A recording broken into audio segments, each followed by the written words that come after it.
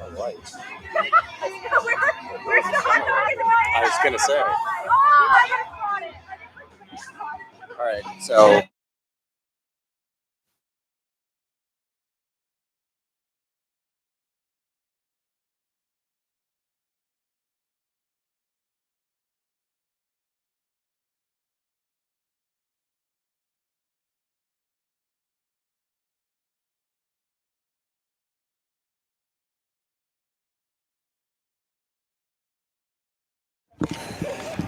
All right, go ahead, Q. 1, 2, 3, 4, 5.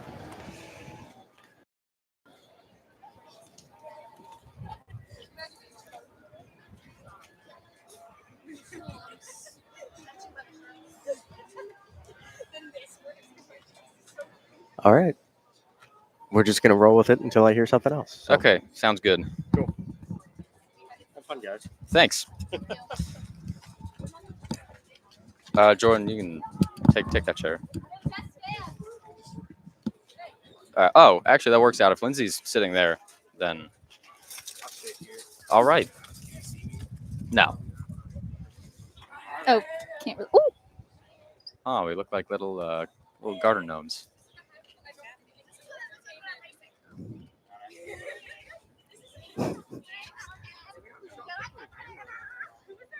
We probably could. What's up? Cover it. More like the camera, so you can point out the field. Well, right now it's facing the fan. That'll get the fan. Let me see. I think he means the camera in our bag. Did you mean the camera in the bag? Yeah. Oh. You watched him turn the computer totally around and then, yeah, we've got a camera in the bag. If we could get that, that would be pretty sick. Okay. Let's attempt. Sorry, gonna crush my neck. Oh.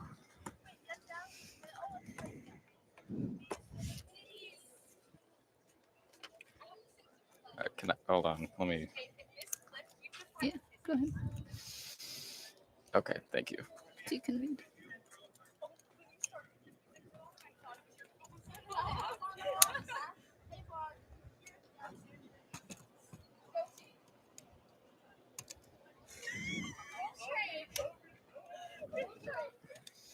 We got 2 minutes.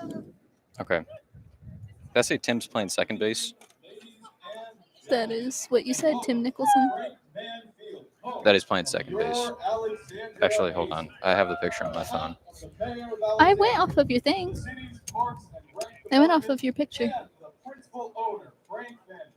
Oh, you don't believe? Oh, no, so no. Phoebe, I believe you.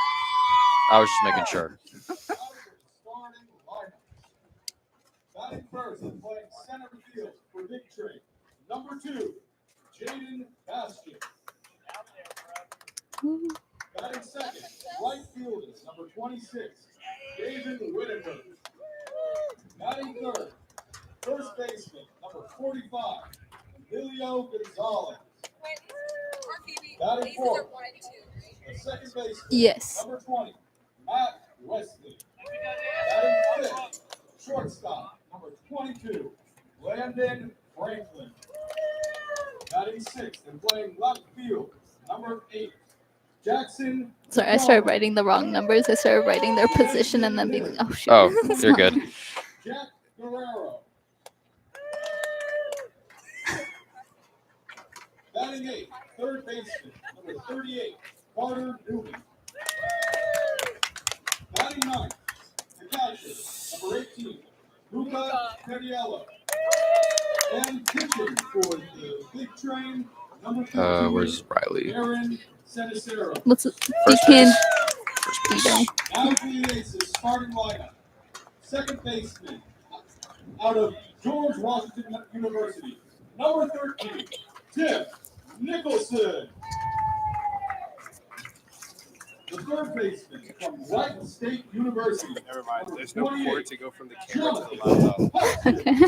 Oh, so they're just gonna have to stare at us the entire broadcast? Guess so. All right. Well, 92, James Quinn Iron. James. Oh, I had Jamie. I also had Jamie. First baseman. Are they going by birth? They might be going by birth names here. I don't know. They're maybe being a little more professional. DiCandido. Well, I mean, Stephen Curry isn't introduced as Wardell, University. Uh, 23, so I don't know what that's about. Milewski. Playing left field. From yeah, I don't know. I had it down as Jamie. Number 3, Amari Allen. Also, did you see Reese Crochet's William? Yeah. So I just put Reese/William Crochet on my Same, I was sheet like- because I was pretty confused. But he's not playing. At least he's not in the starting lineup. Anderson Jr. The designated Let's hitter from Ball State University, number 30, Max Ball. And pitching for the Alexandria Aces from Seton Hall University, number 5, Alex D'Ambrosio. Now, Never mind. the What Kings do you need? Remember my other bag? I have a bag with chargers, and I could have done. Oh, don't worry about it.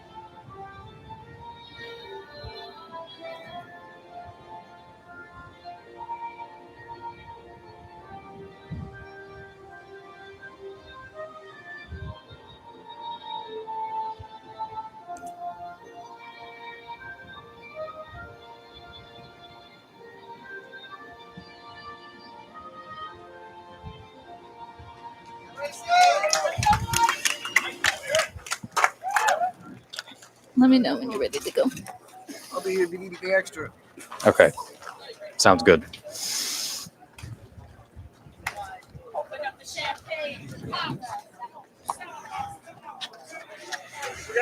Okay.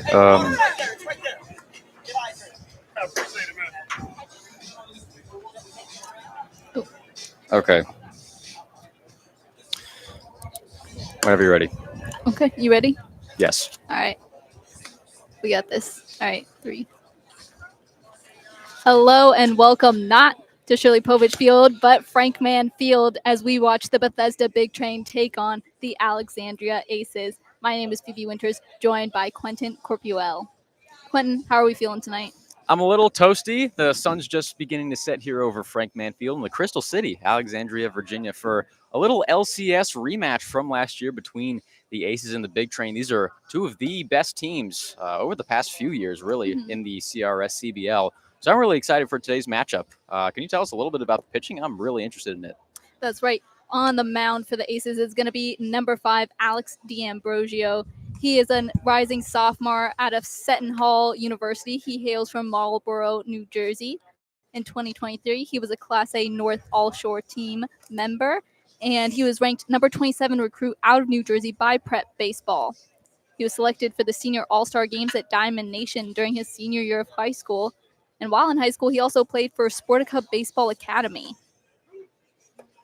This past season at Seton Hall, he pitched 14.1 innings, allowing 15 hits, 14 runs, striking out 13 batters for a total ERA of 7.53. But he's going to be on the mound for the Aces. Behind the plate is going to be number 23, Kevin Milowski. And first up on deck for the Big Train is going to be number 2, Jaden Bastian, as we get ready for the first pitch. in Big Train's last game, which was a pretty crazy comeback against Silver Spring Tacoma. His chop single really catalyzed the first pitch, swing popped up high and fouled off. Really catalyzed the late inning comeback for the Big Train, who went on to win that game 12-10, improving to 3-0 on the season, looking to stay undefeated here. Here comes the 0-1 pitch from Ambrosio, gloved inside for strike number 2. As you said, Phoebe, not a whole lot of action for Seton Hall last year. Just 22 innings pitched. Longest outing was just 3 innings pitched against St. Peter's back on March 13th. Pitch, gloved, got away from the catcher there, and that'll record Bastion's first ball. Bastion's really made a name for himself in the field. A few really nice defensive plays over these first 3 games. Here comes the 1-2 pitch. Oh, it's nailed down center field and gloved by, looks like second baseman Tim Nicholson. And that'll be it for Jaden Bastion. Up next is number 26, Davin Whitaker.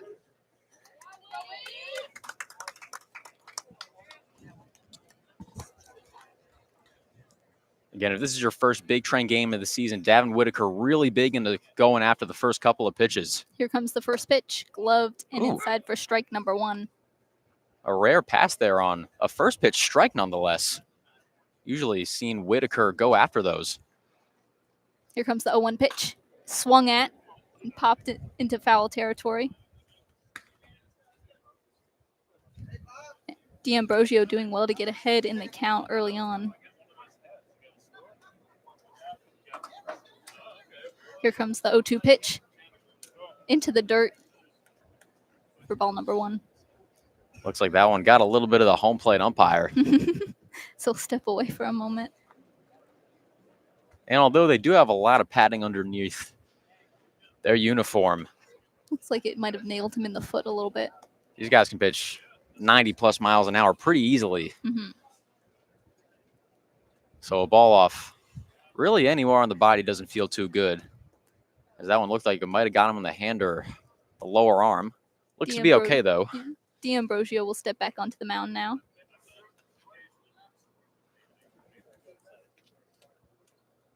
Taking a little more time with this pitch, making sure the umpire's okay.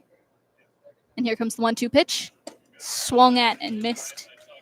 And that'll wrap things up for Davin Whitaker, sending up number 45, Emilio Gonzalez. He had his first game on Tuesday as a part of the starting lineup. We saw a little bit of action from him on Monday as a pinch hitter. But Tuesday night was his first time starting in the Big Train lineup. He had only arrived earlier that week. Here comes the first pitch to Gonzalez into the dirt again. Sailed right past the catcher. Looks like just got beneath the catcher's legs. And we figured Gonzalez might be a big impact despite his late arrival. Again, AAC all-freshman team with Florida Atlantic this past season. Here comes the 1-0 pitch. Swung at and missed. Strike 1. Again, a big contributor for the Owls in 2024. 5 homers, 38 RBIs. Here comes the 1-1 pitch. Oh, and he nails that one over to third baseman, Peltier. And that'll wrap things up for the top of the first inning. 0-0 on the board. D'Ambrosio pitching for the Aces. Struck out the first 3 batters that he saw, and we'll catch you back here for the bottom of the first inning. Stay tuned.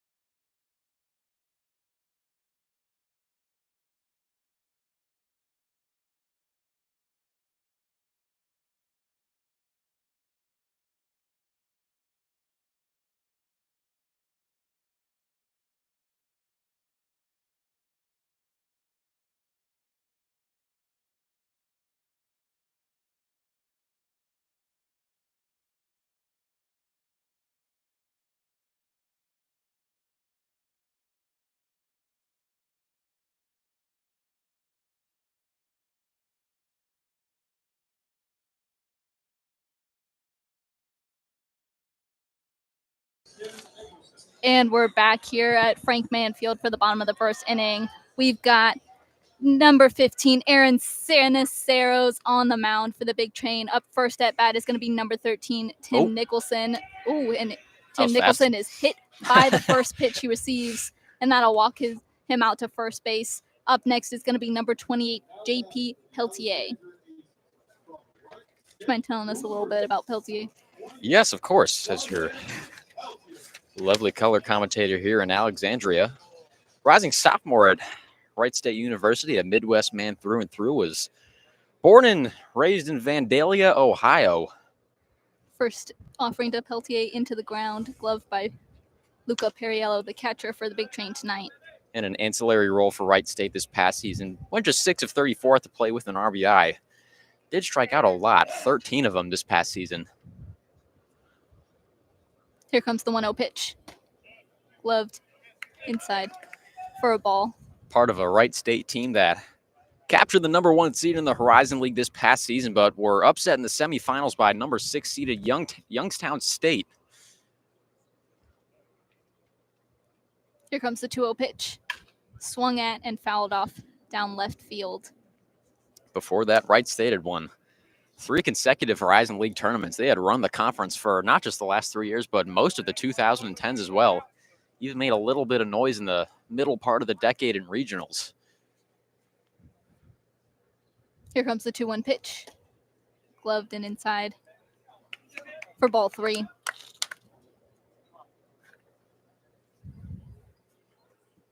Now, this is the first time we've seen Saniceros on the mound for the Big Train so far.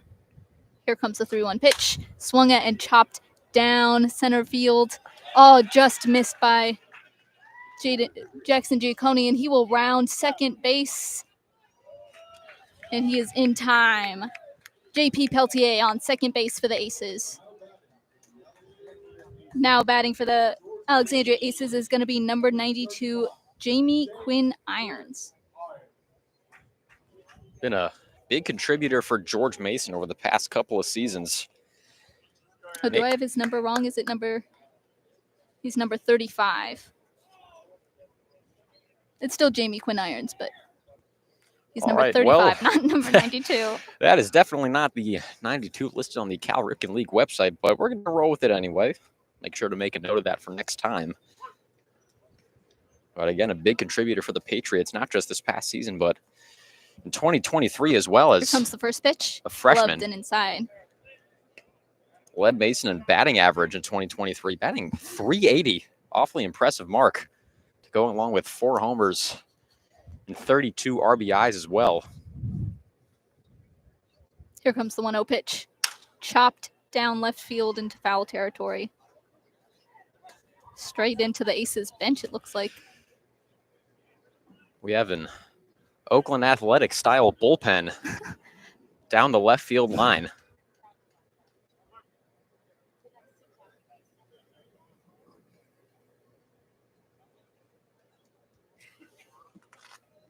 Here comes the 1-1 pitch.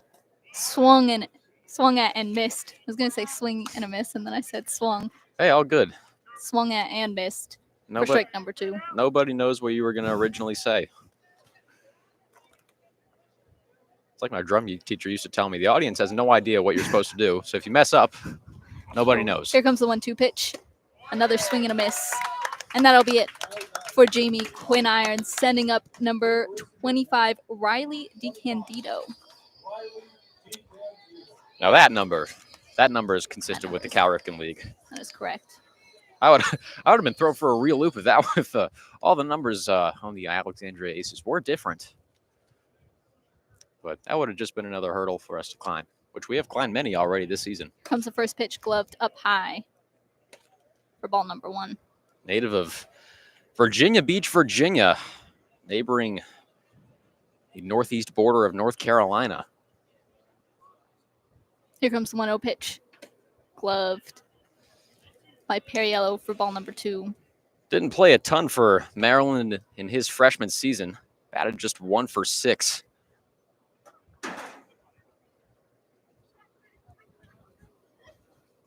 Here comes the 2-0 pitch. Gloved up high for ball number 3. DeCandido ahead in the count with a runner on second base.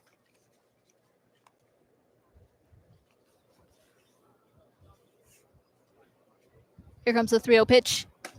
Gloved. Inside for strike number 1.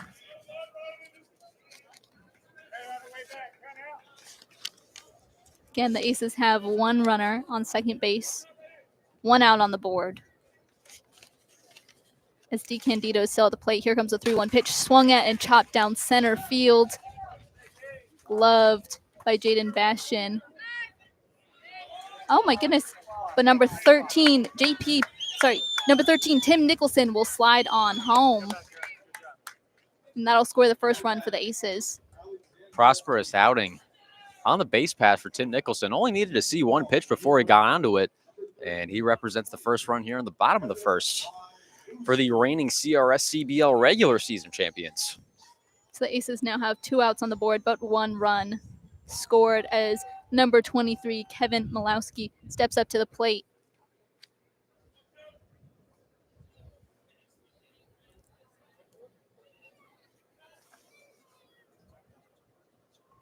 First offering to Malowski, swung at and missed. Malewski's the pride of the Northeast. Wallingford, Connecticut native, currently playing college ball at Seton Hall University.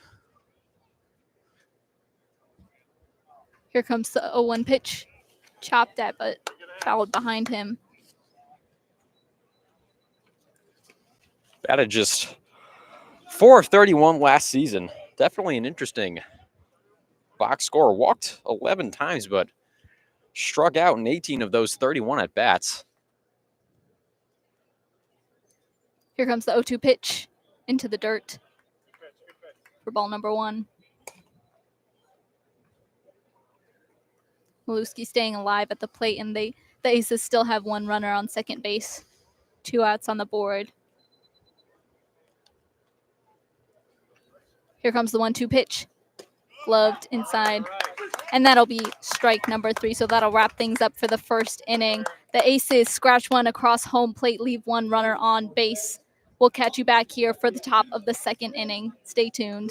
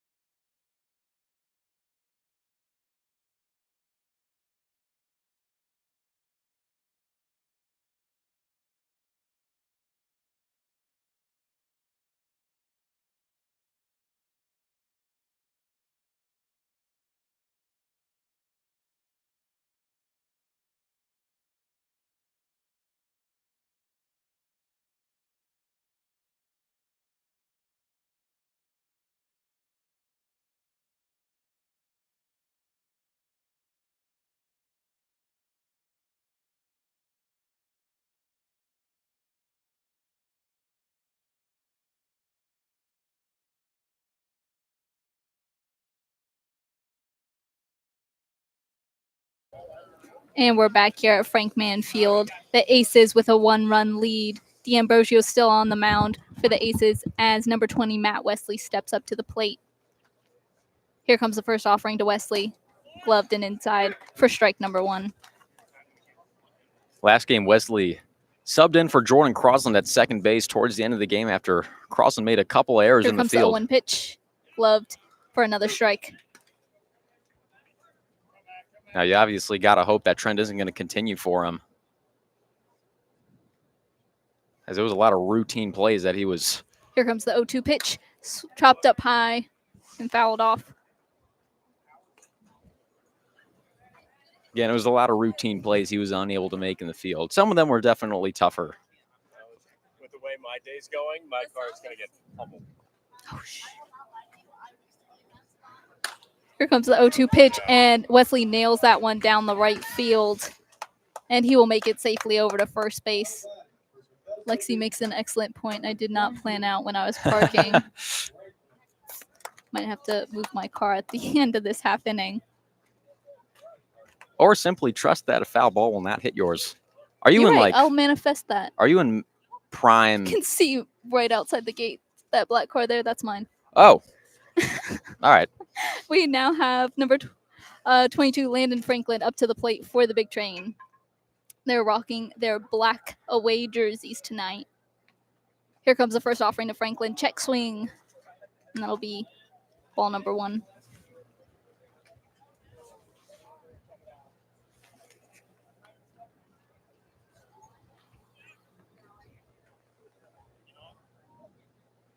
Here comes the 1-0 pitch. Chopped down left field into foul territory.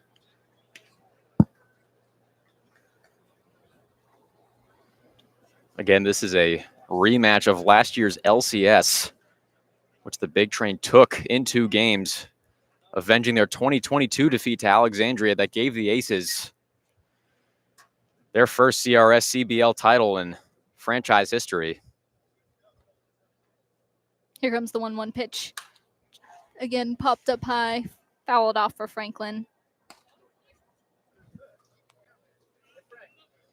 And that will record strike number 2 for Franklin. I apologize for the statistical slip up. It was actually 3 games the Big Train took to beat the Aces last season, not 2. We saw some of their broadcasting staff rocking the 2022 championship shirts. Here comes the 1-2 pitch. Check swing. That one landed in the dirt in front of catcher Kevin Maluski. Landon Franklin now sitting at a 2-2 count. Again, 1 runner on base.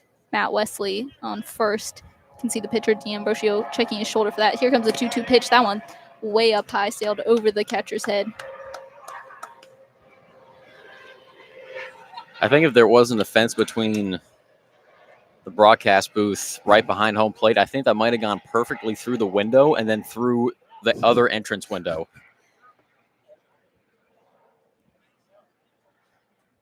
Franklin now sitting at a full count, and Wesley took that opportunity to steal second. Here comes the full count pitch. Fouled off, and he will stay alive at the plate. That was close to the direction of where I parked. I parked further down the line. Now I'm getting a little nervous here along with you. I will say I just kind of took the first spot I found. Here comes the full count pitch again. Chopped down left field, misses third baseman Peltier, and Wesley will round his way home. And Franklin makes it safely over to second base. So we've got a tie game now at 1 as we have number 8, Jackson Giacconi, step up to the plate for the Big Train. Really solid pieces of hitting thus far from both teams to open this game. These balls aren't off the end of the bat. They haven't been jammed either. Really been hitting the sweet spot.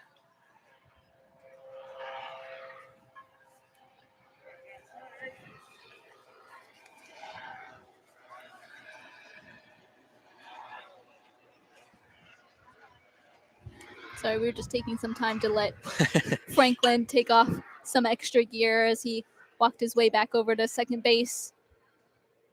Oh, I thought we Pitcher had D'Ambrosio readjusting at the mound. a helicopter timeout. I was really confused. A helicopter just flew pretty adjacent to Frank Here Manfield comes here. the first offering to Giacconi, gloved inside for strike 1. Now, I personally would not mind if we took helicopter timeouts. I forgot they couldn't see what was going on. I was like, oh, yeah, I'm not saying anything because there's nothing happening just yet. D'Ambrosio peeks over his shoulder over at second base. Here comes the 0-1 pitch. That one landed in the dirt. And with that, Franklin took the opportunity to steal third. He is now in prime scoring position. No outs on the board for the Big Train yet. They have the opportunity to take the lead in this game. I got to say, those pitches that bounce in front of or on home plate that sneak right up on your shoulder, those are so hard to block if you're a baseball catcher. If you're a hockey goalie, that's a different story because that one's just going behind you. You don't need to worry about that. This one, though, that might cost you a base. As we saw, it did just there. Here comes the 1-1 pitch. Swung at by Giacone. Looks like he made some contact on that, but just fouled it off behind him. Franklin still on third base. Score is still 1-1. No outs on the board for the Big Train.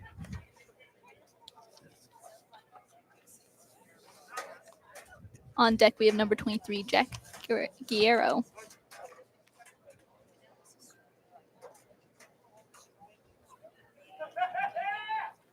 Here comes the 1-2 pitch.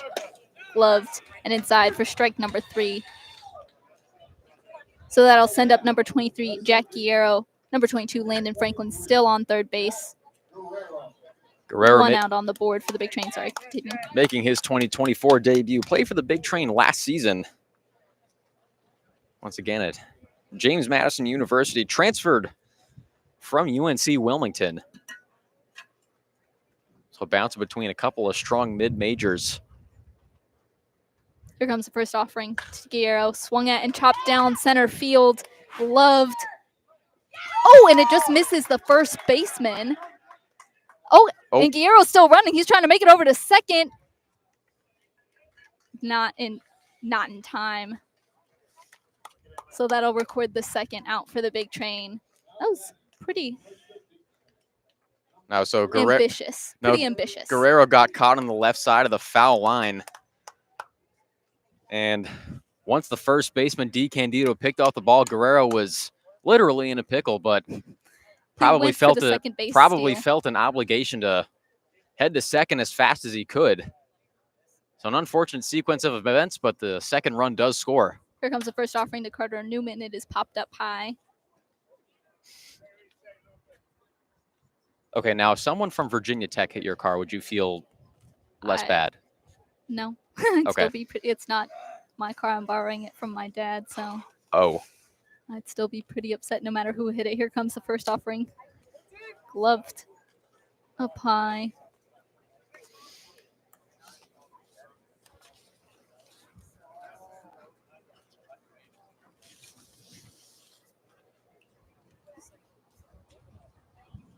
Franklin still on third. Here comes the 1-0 pitch. That one's also fouled off.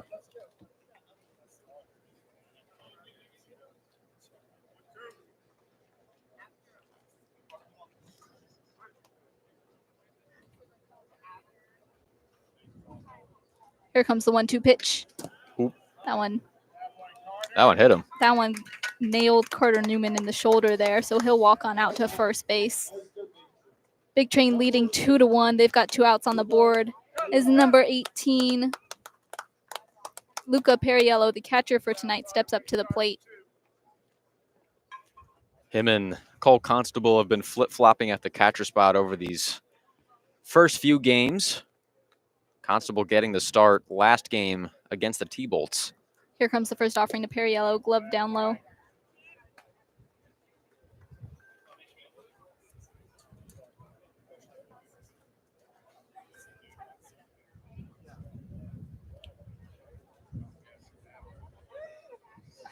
Here comes the 1-0 pitch. Fouled off. Perriello now sitting 1-1 in the count. 2 outs on the board for the Big Train. Carter Newman sitting on first base. Big Train is leading 2-1.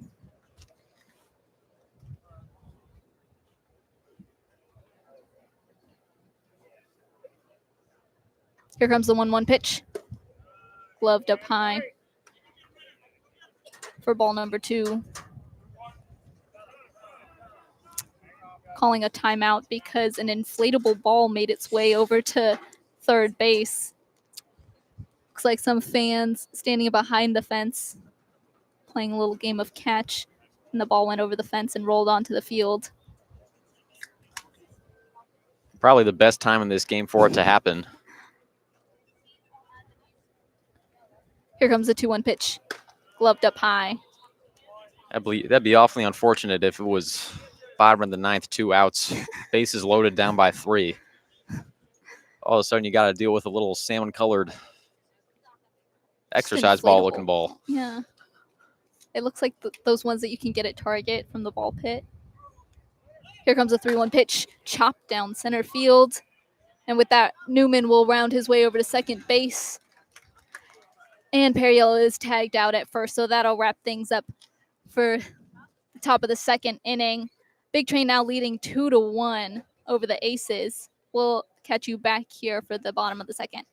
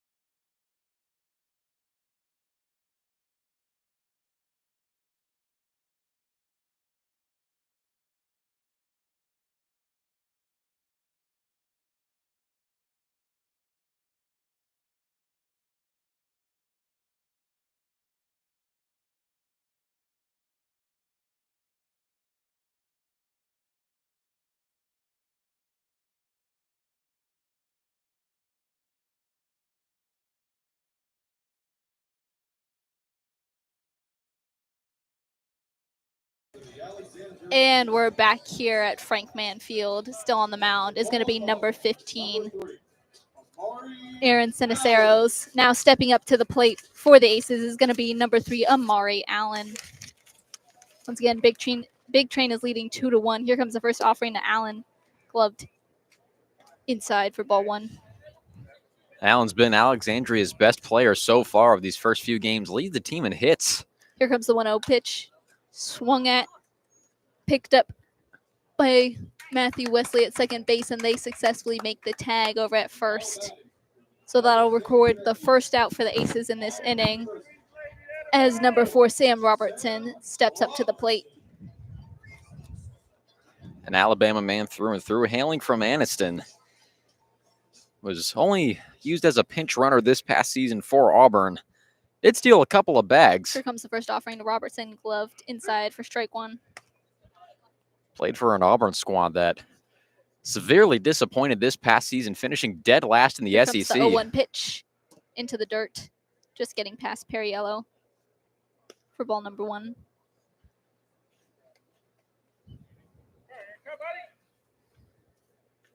Here comes the 1-1 pitch. That one just knocked out of Perriello's glove, and then I'll record ball number 2.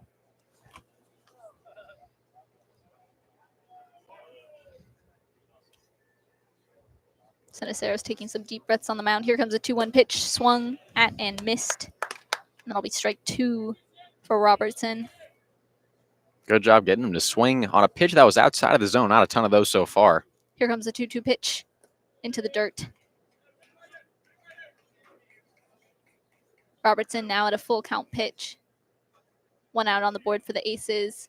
They are trailing by 1 run.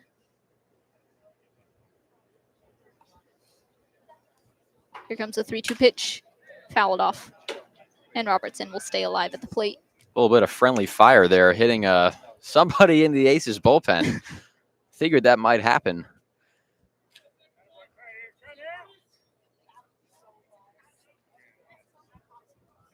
Here comes the full count pitch once again into the dirt. And that'll record a walk for Robertson as he makes his way over to first base. Now sending up number 2, E.J. Hankerson Jr. to the plate. Now, this is a very geographically diverse roster the Aces have, but Hankerson, he hails from Baltimore, went to Calvert Hall, and currently plays his baseball in Maryland, so definitely a local product. Here's the first offering to Hankerson Jr., and that'll be in there for a strike. Made just 2 appearances for the Terps this past season. One of those was as a pinch runner, but one of those guys looking to just play as much as possible this summer. Here comes the 0-1 pitch. That one's popped up high. Glove by Newman over to first, but unsuccessful. Robertson will stay at first base.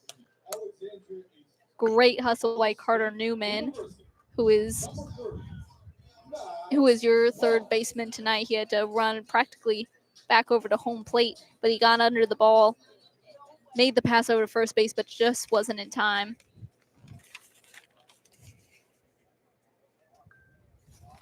Now at the plate is going to be number 30, Max Kalk. Here comes the first offering to Kalk.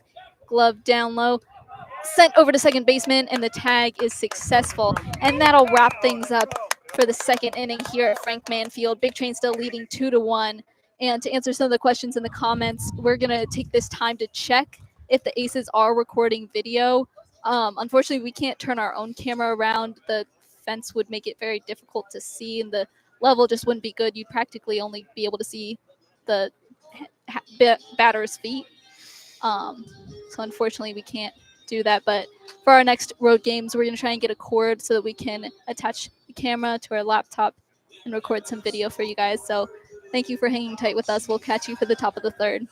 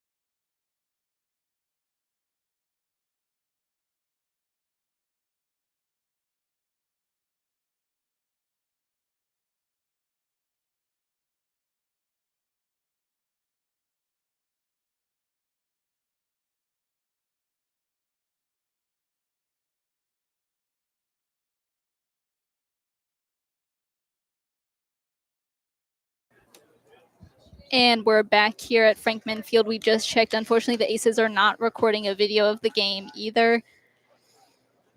But we now have number 2, Jaden Bastian at the plate. D'Ambrosio still on the mound for the Aces. Here comes the first offering to Bastian.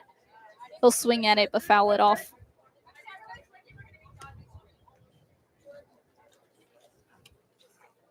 Again, it's been a beautiful afternoon here in the Crystal City. It's just that the sun is having a staring contest with us just a few million miles away. Here comes the 0-1 pitch. Swing and a miss from Bastian. I gotta say, its range is pretty unprecedented.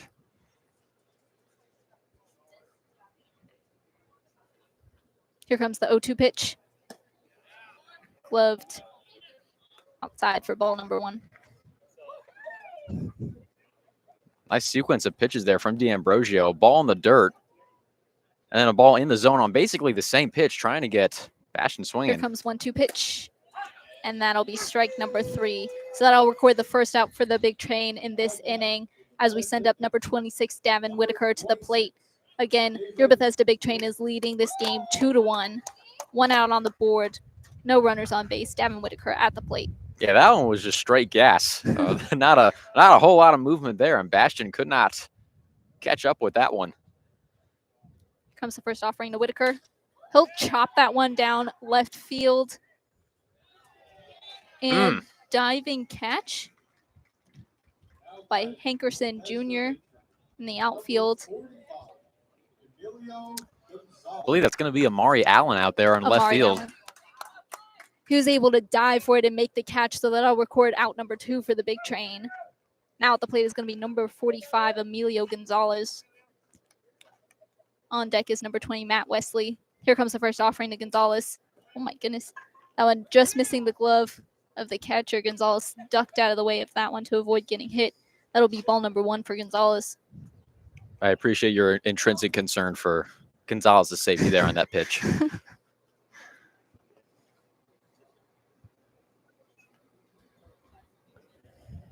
Here comes the 1-0 pitch. He'll swing at it but miss. So that'll be strike 1 for him. He'll step out of the box for a second.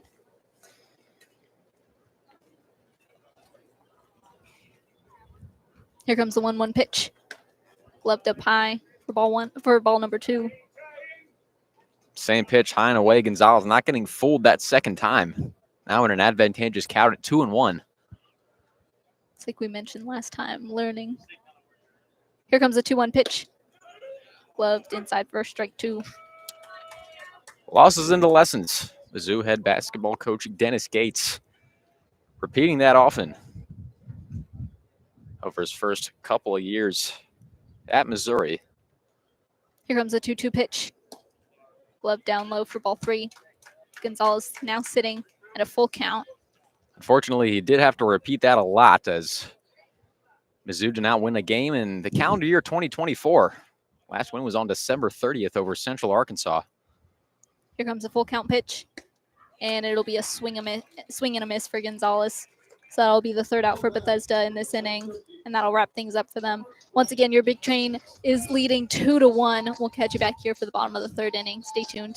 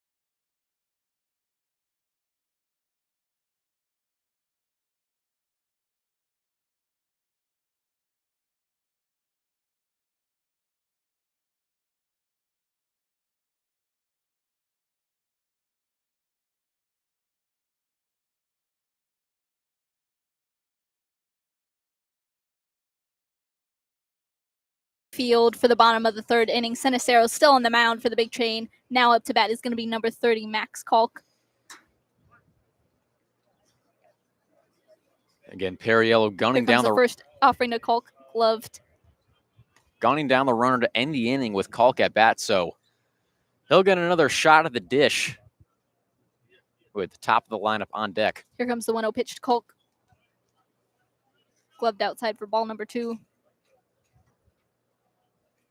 Kalk growing up in Appleton, Wisconsin, just about 35 minutes away from Green Here Bay. comes the 2-0 pitch. Glove down low. And that'll be ball number 3.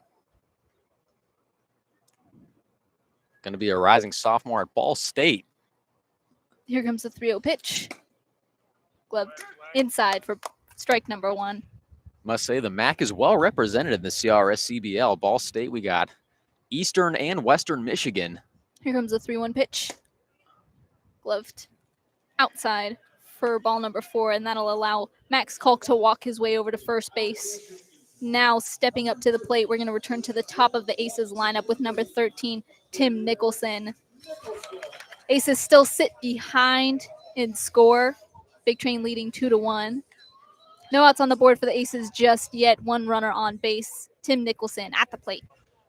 Nicholson been an important contributor for GW over his lengthy tenure in Foggy Bottom. Here comes the first offering to Nicholson. He'll chop that one down center field. It is gloved. Looks like by, was that Hankerson or Nope. Quinn Irons? That is going to be Jaden Bastion Right. for the Bethesda Okay. Big Train. Gloved by Jaden Bastion. I do have to say, especially with these sunglasses on, the two teams' uniforms do look fairly similarly colored. That'll record one out for the Aces. They still have one runner on first as number 28 steps up to the plate. Number 28, JP Peltier, first offering is a ball.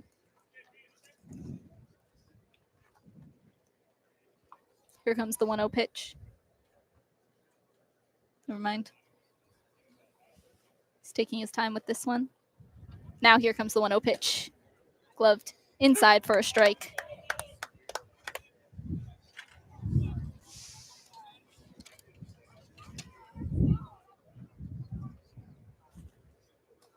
Again, Max Kalk on first base for the Aces. One out on the board.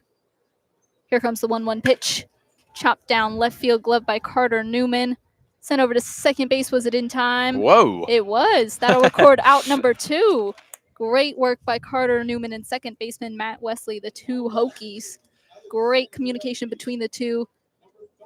So Max Kalk is out, and that'll be JP Peltier still on first base for them as number 35, Jamie Quinn Irons, steps up to the plate.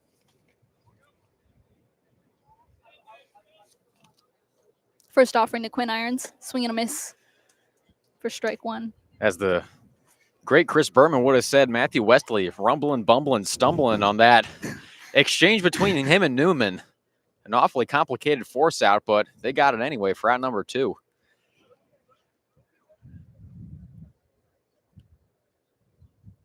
Here comes the 0-1 pitch. Gloved inside. Perriello will make the throw over to second base, but not in time. As JP Peltier successfully steals second for the Aces, now in scoring position, 2 outs on the board. Still trailing by 1 run as the Big Train leads 2-1. That was a heck of a scoop by Wesley. That throw from Perriello was low, but he almost gunned down another runner to end an inning. Here comes the 1-1 pitch in the dirt. Great block by Perriello. It's only been a few games, but it is very clear he does not play like a rising freshman. Fundamentals are awfully advanced for someone who hasn't even started college yet. That's probably why he's been committed since his sophomore year of high school. Very sought-after recruit. Here comes a 2-1 pitch, and that's chopped down center field. Just misses Franklin, the shortstop. And with that, the Aces will score another run. Number 28, JP Peltier, tying the game at 2. Bastion having a little bit of trouble corralling that base hit that got by the sprawling Franklin at shortstop. Sorry, continue. I was just going to say, Big Train having a mild case of trampoline glove to start the season. Everything just bouncing out, even though the grasp looks pretty firm. Now Aces tying the game nonetheless. Now at the plate for the Aces is number 25, Riley DiCandido. Number 35, Jamie Quinn Irons on first bases. Ceniceros will make the pickoff attempt unsuccessful. Again, 2 outs on the board for the Aces. Now 1 runner on first. As DiCandido prepares for the first offering from Ceniceros. Gloved down low for ball number 1. Someone just sprayed some bug spray. Honestly, pretty necessary. I've had a pretty nagging bug bite on my right leg for a few days, so I get it. Here comes the 1-0 pitch. Gloved up high for ball number 2. Yeah, the mosquitoes here in the DMV do not play around. Especially around this time of year. Here comes the 2-0 pitch. Chopped down center field. missing Landon Franklin's glove, and that'll allow Quinn Irons to make it safely over to second base. And number 25, D. Candido, is on first. As we have number 23, the catcher Kevin Maluski, step up to the plate. 2 runners on base, 2 outs on the board. Tie baseball game here at Frank Manfield.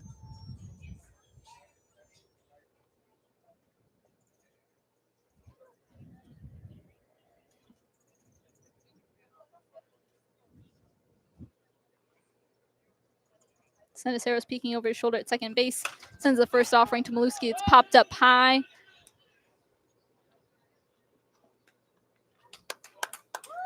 It's gloved. Did you see who that was gloved by? Yep, that was gloved by the shortstop Landon Franklin to end the inning. Landon Franklin able to get under it, and that'll wrap things up here for the 3rd inning. We now have a tie ball game at 2. Stay tuned here as we will continue to bring you live coverage of the Big Train and the Alexandria Aces.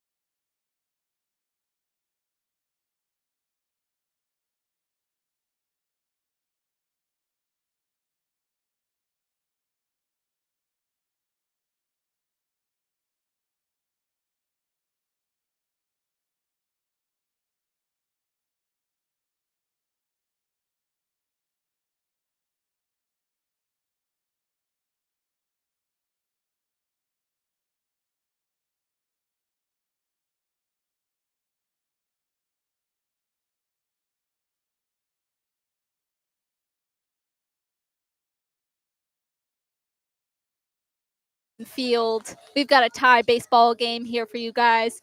Both teams tied at 2. We've got D'Ambrosio still on the mound for the Aces as number 20, Matt Wesley, steps up to the plate for the Big Train.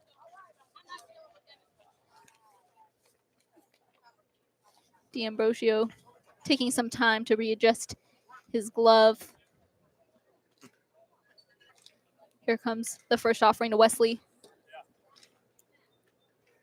That one looks like it hit the catcher right in his padding. Again, for as good as Wesley's been so far over these first few games, only appeared in 7 games for Vatek last season. Don't say Vatek. Don't say that. No, it's VT, Virginia Tech. Wesley will chop that one down left field. Oh, but is tagged out at first. Sorry, outsiders always say Vatek. It's not Vatek. Why not? It's not what we say. We say VT or Virginia Tech. All right. I'll take your word. Sorry. So when a scoreboard acronym says, I won't say it, but VA Tech, you think that's incorrect? You just don't sound it out like that. Number 22, Landon Franklin at the plate. First offering to Franklin is a ball. How did you find this out? Is this just has this been a thing for a while, or is this a personal preference? Personal preference, but also in the writer's room. Sorry, 1-0 pitch, gloved outside for ball number 2 for Franklin. In the writer's room, they let us know, and for all the people that are visiting, that we don't go by Vatek. It's VT. 2-0 pitch to Franklin. He'll swing at it and foul it off behind him. Again, 1 out on the board for the Big Train. Landon Franklin at the plate as he prepares for the 2-1 pitch. Sorry, I didn't mean to cut you off. You can continue with what you were saying. 2-1 pitch, check swing. And it's in there for ball number 3. Well, I know it's not exactly nighttime, but I'm pretty sure I just saw the More You Know star just cross the horizon. That is good to know in case I ever visit VT. You should come visit. Here comes the 3-1 pitch to Wesley. And that'll record sorry, not Wesley, Franklin. Landon Franklin at the plate. He'll walk his way over to first base as number 8, Jackson Giacconi, steps up to the plate. Again, 1 out on the board for the Big Train. We've got a tie game at 2. Now, I've only been to the University of Virginia, been to Charlottesville a couple of times, have yet to make it to Blacksburg, although that is a little further away from my hometown of Bethesda than Charlottesville is. Here comes the first offering to Giacconi. Gloved outside for a ball. I have a lot of memories growing up a Miami Hurricane fan of contests against Virginia Tech in both football and basketball. Here comes the 1-0 pitch in the dirt. Ball number 2. One of the first ones Miami had visited Virginia Tech, I believe it was 2011, and Virginia Tech was up by 4 with just a handful of seconds left, and during a Miami timeout, great time to play Enter Sandman. Really sent the Hokie crowd ablaze. Here comes the 2-0 pitch. And Giacconi will chop that one down right field. Landon Franklin. That one's off the now wall. rounding second base. It's over the wall. Nope, off the wall. Off the wall, off the wall. But that allowed Landon Franklin, number 2, to safely make his way over to third base. Giacconi now at second base. Stepping up to the plate for the Big Train is number 23, Jack Guerrero. Again, only 1 out on the board for the Big Train. Tie ball game. 2 runners now in scoring position as Jack Guerrero takes the plate.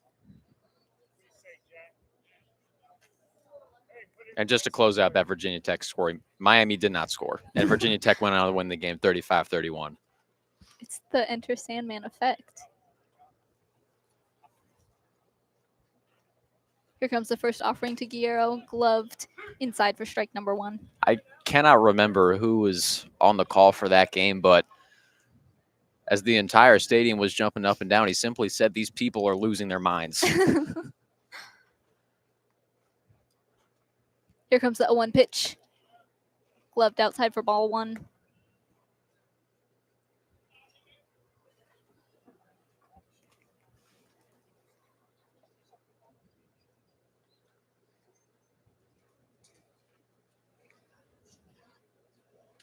Here comes the 1-1 pitch. Gloved outside for ball 2. Again, Big Train has 2 runners on base. Landon Franklin on third. Jackson Giacconi on second. Guerrero still at the plate. Now preparing for the 2-1 pitch. Here comes the 2-1 pitch. Swing and a miss for strike number 2.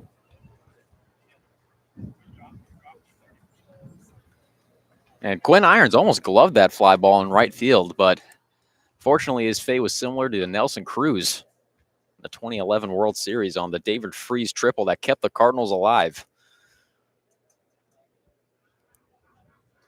D'Ambrosio stepping off the mound for a minute. Will now dig in.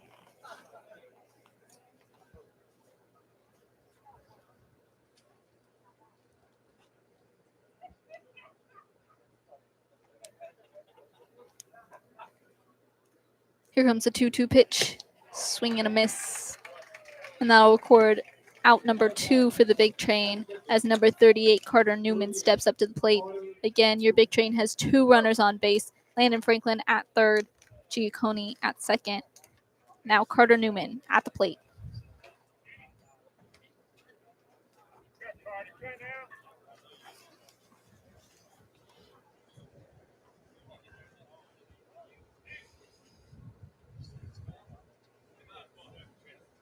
Here comes the first offering to Newman. Check swing. Ball number 1.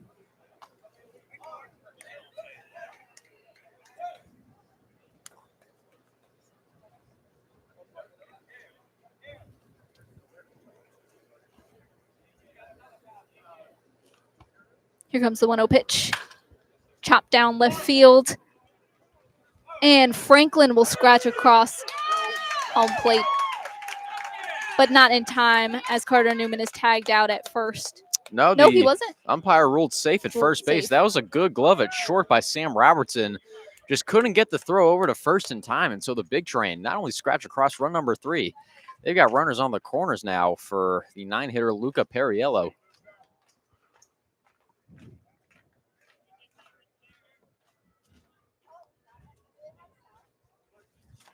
Newman at first, Giacconi at third, Luca Perriello at the plate. Comes the first offering to Perriello, gloved outside for ball 1.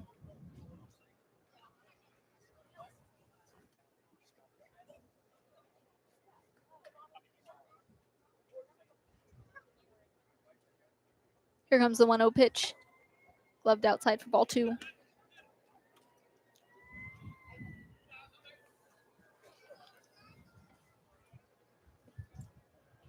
Again, 2 outs on the board for the big train, but they now lead once again 3-2. Runners on the corner. Perriello now ahead in the count. Here comes a 2-0 pitch. And that is gloved inside for strike 1.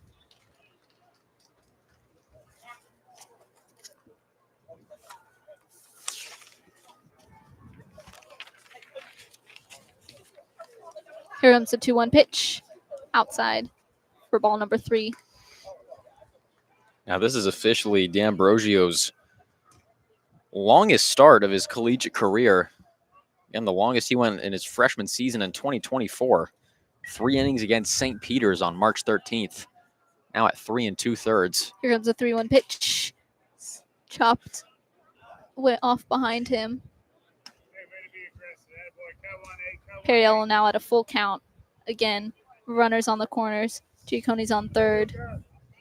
Newman's on first. 2 outs on the board for the big train. So they lead 3-2. Here comes the full count pitch. That one's chopped down center field as Giacconi will scratch one across home plate. That'll be a fly out to center field. E.J. Hankerson getting under that one. So that'll end the inning. Score stands 3-2 in favor of the big train. We'll catch you back here for the bottom of the 3rd inning. Sorry, bottom of the 4th inning.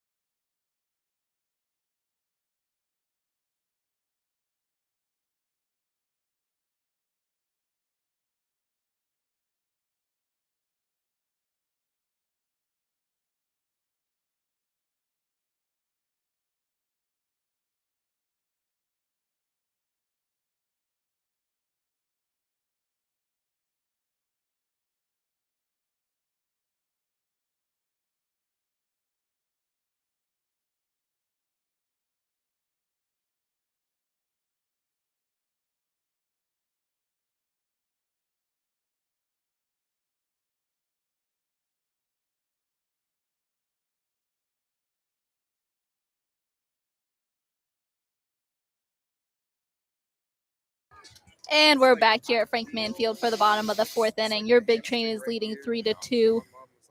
Aaron Cenicero still on the mound for the big train as number 3 Amari Allen steps up to the plate for the Aces. First pitch is in there for a ball. Remember when we were talking a few games ago before the game against the Crop Dusters about how the dispersion of talent Here comes the 1-0 pitch into the dirt. Across the several Ball two. divisions below Division 1 in baseball Uh-huh. is a lot greater than in other sports, especially like basketball and football. Allen is a shining example of that. He's a rising junior at Chipola College in Florida, but again, he's been Sorry, that one Alexandria's was ruled a strike. Here comes the 1-1 pitch. Glove down low by Perriello for ball number 2. Continue. been Alexandria's best player thus far. Here comes the 2-1 pitch. Glove down low for strike 2. And Chipola College, surprising hotbed for future major league talent. The former homes of Jose Bautista, Patrick Corbin, Adam Duvall. Sorry. I guess there's some trouble with the scoreboard, but we No, now he'll stay alive at the plate. A few more Chipola alumni, Matt Gamble, Russell Martin, and player turned well-known manager Buck Showalter. Here comes the full count pitch again. Oh, and fouled off behind Allen. Also a product of college baseball commit factory Sherwood. Here comes the full count pitch again. Gloved up high by Perriello, and that'll result in a walk for Allen. He'll make his way over to first base as number 4, Sam Robertson, steps up to the plate. Over these first few games, the big train pitcher struggling a little bit on those money pitches. Obviously, you don't want to serve up meatball, or excuse me, a meatball. Luckily, I have first. Here comes the first. That is the first thing I thought of. As that's a base hit up the middle. That was the first thing I thought of. Luckily, I have purse. Luckily, I have purse from the great Kelsey Kreppel. All right. I'm not sure if that resonates with our audience here listening to Big Train Broadcast Network, as there might be a generation gap We've got with what we just said. we've got number 2, EJ Hinkerson Jr. stepping up to the plate. Number 3, Amari Allen is on second, with number 4, Sam Robertson at first. First pitch is in there for a strike. Again, the big train is leading 3-2 after scratching one across the plate in the top of the 4th inning. I'll be really happy if one of those viewers understood what just happened. Here comes the 0-1 pitch into the dirt. Also reminded me of that one scene in The Office where Kevin Malone suddenly just stopped using certain words. Why say many words when few words do trick? Here comes the 1-1 pitch, gloved up high, ball 2.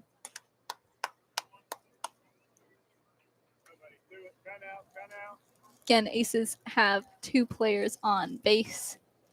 No outs on the board yet, trailing by 1 run. Senicero's peeking over his shoulder at second base. Here comes the 2-1 pitch. Gloved cleanly by Perriello. Ball number 3.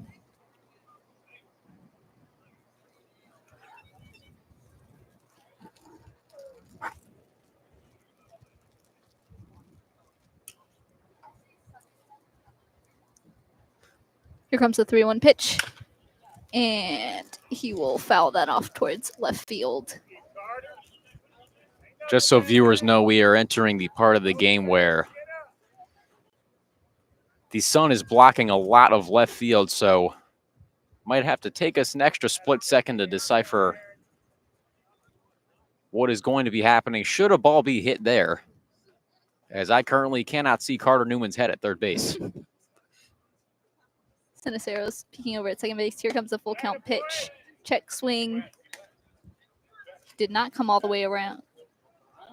So that'll allow Hinkerson Jr. to walk on out to first base. Aces now have bases loaded. Amari Allen on third, Sam Robertson on second, Hinkerson Jr. on first, as number 30, Max Kalk, the 9-hitter, steps up to the plate.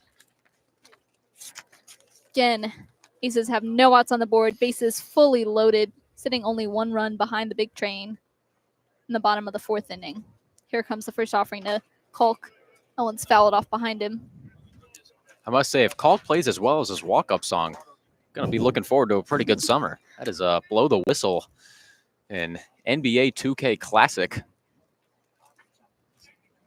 I believe that is one of the first songs, if not the first song, listed on the game's soundtrack.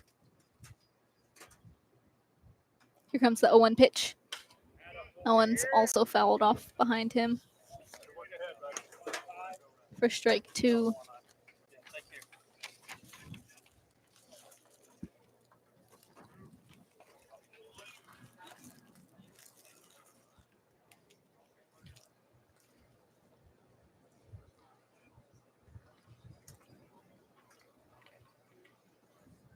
Here comes the 0-2 pitch. Check swing. That'll be ball 1 for Kalk as he stays alive at the plate. Again, the Aces have bases fully loaded, no outs on the board just yet, sitting 1 run behind the Big Train.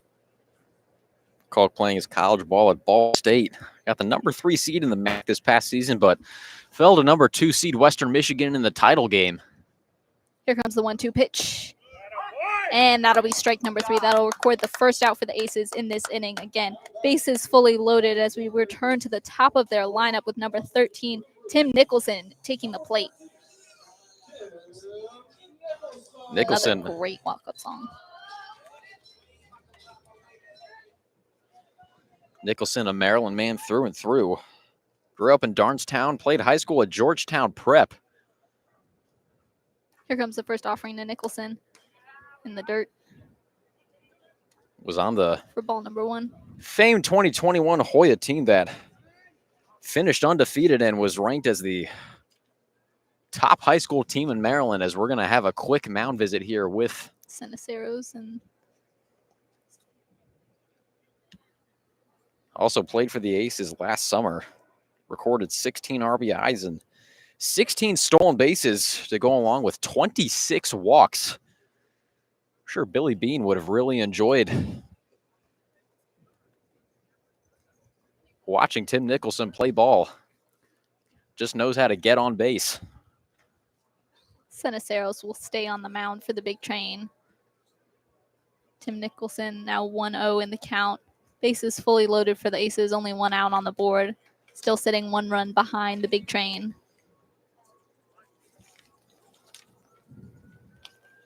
Ceniceros finally likes what he sees. Here comes the 1-0 pitch. Chopped down center field.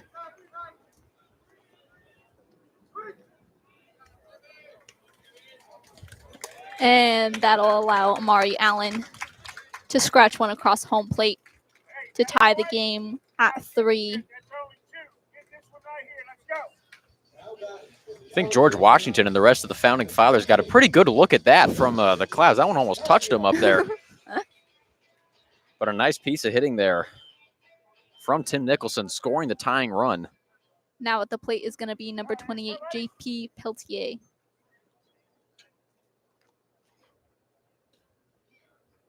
Here comes the first offering to Peltier. He'll chop that one down left field, but it'll be fouled off for strike 1. Oh, is it really dark?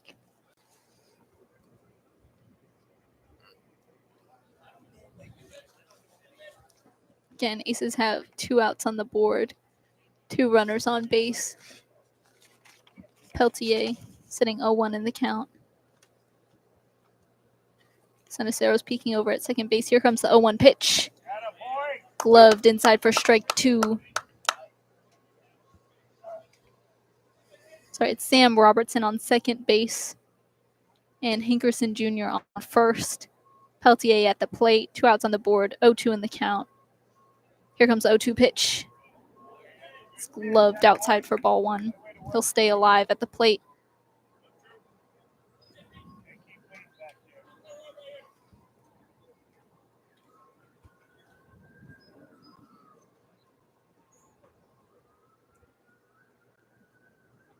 Here comes the 1-2 pitch.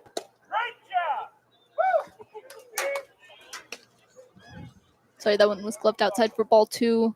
Robertson still on second. Hankerson Jr. still on first. We've got a tie ball game here at Frankman Field. 2 outs on the board for the Aces. Here comes the 2-2 pitch. That one nearly hit Peltier. Count is now full at 3-2.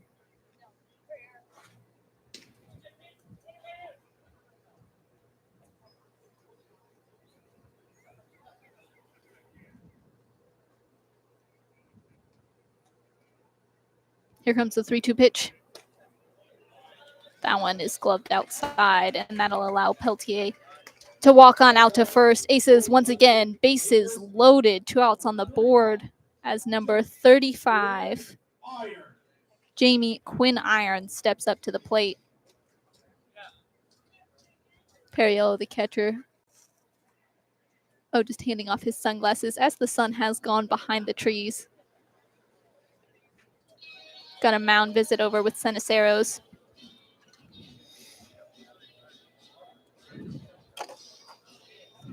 I'm going to copy Perriello and also take off my sunglasses. Looks like I might pitching take change. I might take the other road, like Corey Hart back in the day. I will wear my sunglasses at night. As Who's got it? Ceniceros is going to be done for the evening. What number is that? 36.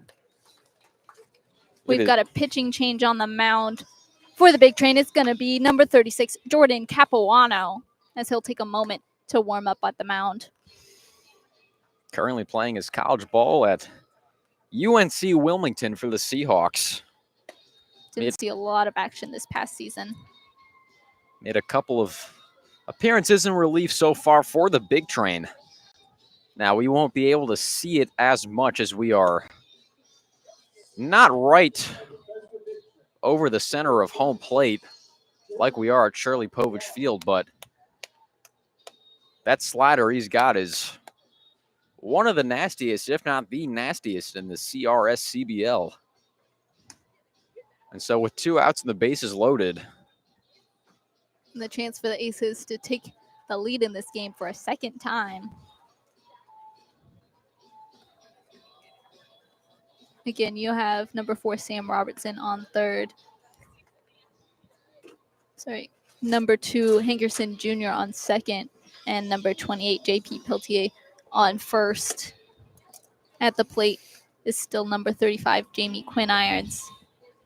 2 outs on the board for the Aces. Game is tied at 3. Big Train looking for their 4th consecutive win to start the season. Aces looking to get back to 500 at 2-2.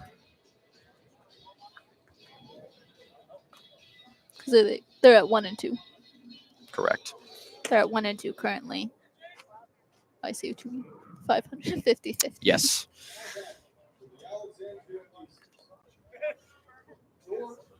Perriello gonna make a mound visit over to Capuano.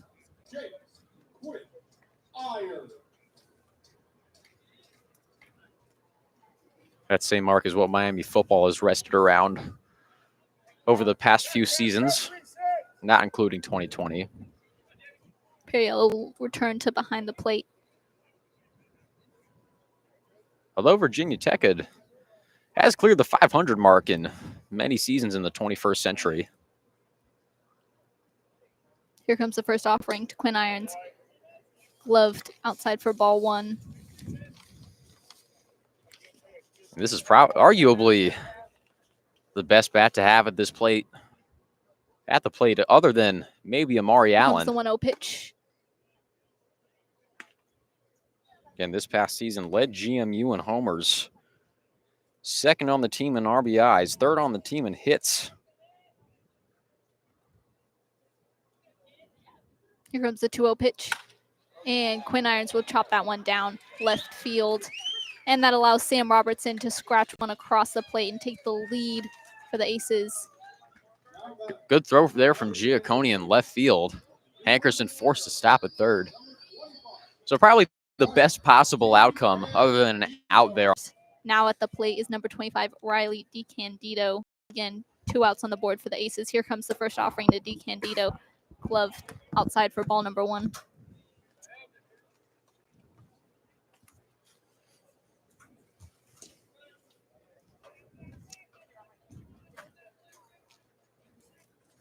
Here comes the 1-0 pitch. Down low. Ball 2.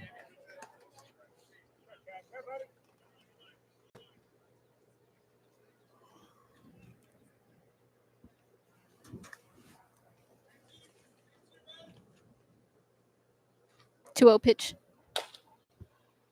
Chopped down right field, gloved cleanly by Matt Wesley, and they successfully make the tag to wrap up this 4th inning. Aces now in the lead, 4-3.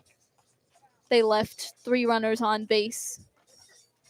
We've got you covered here at Frank Mann Field for the Big Train and the Aces. Stay tuned as we come back for the top of the 5th inning.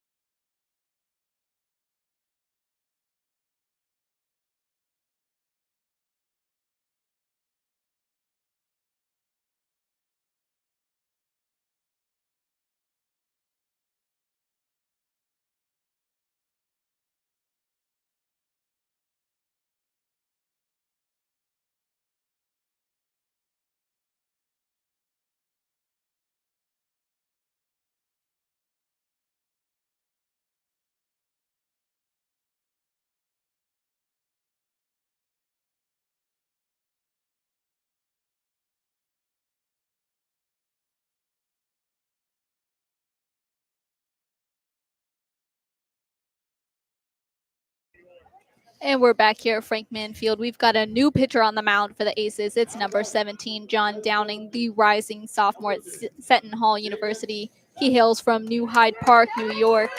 Stepping up to the plate for the Big Train is going to be number 2, Jaden Bastian. Big Train now leading in a score of 4-3. Downing pitching sparingly for the Pirates. Here comes the first offering to Bastian. He'll foul that off towards left field. Over the past couple of seasons, just 8 2/3 innings combined in 2023 and 2024, giving up 10 earned runs. Here comes the 0-1 pitch. Gloved up high for ball 1.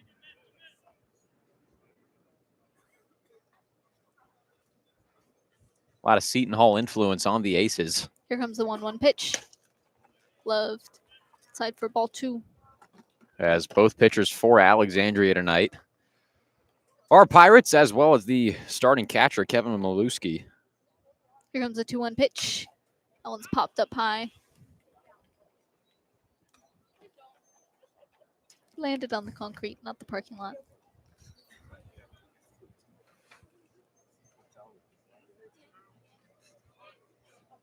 Here comes the 2-2 pitch. Gloved inside for strike number 3.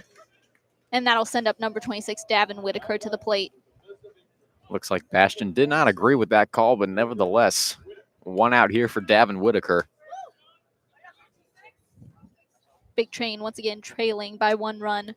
1 out on the board now. Here comes the first offering to Whitaker.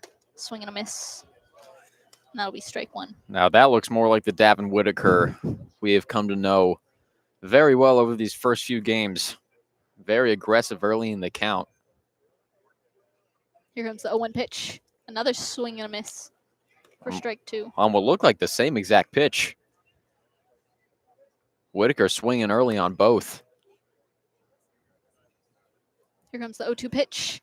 Another big swing and a miss. And that'll wrap things up for Whitaker, sending up number 45, Emilio Gonzalez.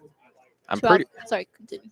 I'm sorry. That was just looked like the three of the exact same pitch, and the same result occurred every single time. He bit at it every time.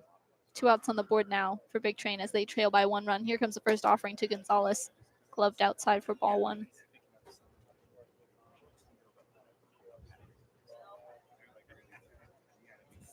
Here comes the 1-0 pitch. Swing and a miss for Gonzalez.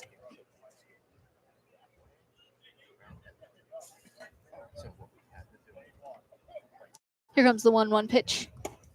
Gloved outside for ball 2.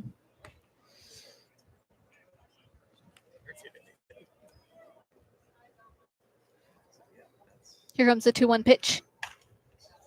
He swung at it, got a little piece of it, but fouled it off. Downing moving awfully quickly in between pitches. Wonder if he wants to catch the second half of the Mystics game, which is currently going on at Entertainment and Sports Arena, about 25 minutes away. Here comes a 2-2 pitch to Gonzalez. He'll chop that one down center field. It just misses. Number 13, Nicholson, sailed over his head, and that'll send Gonzalez safely over to first base as number 20, Matt Wesley, steps up to the plate for the Big Train.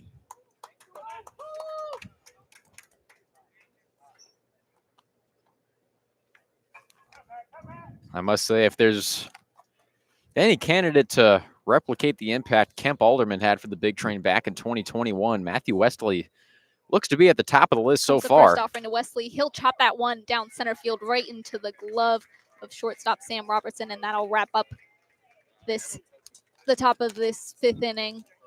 Big Train still trailing by 1 run. Aces in the lead. Score is 4-3. Thank you for tuning in to the Big Train Baseball Network. Stay tuned as we come back here for the bottom of the 5th.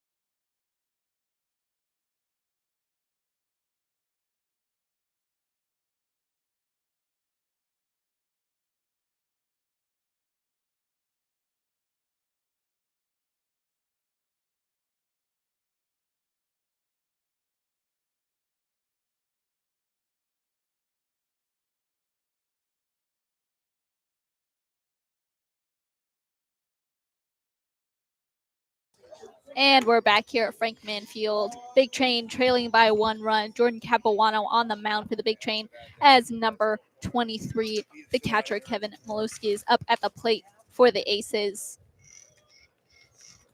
Here comes the first offering to Malowski. He'll foul that one off behind him. Again, we apologize that you have to see our faces instead of the actual game. We weren't able to get our camera connected to the laptop, and to spin the camera around wouldn't give you a very nice view. Just be looking at the pitcher's feet, unfortunately, or the batter's feet, unfortunately. Here comes the 0-1 pitch to Malowski. He'll chop that one down left center field. And it is gloved by left fielder Jackson Giacconi. That'll send up number 3, Amari Allen, to the plate and record 1 out for the Aces, who are leading 4-3.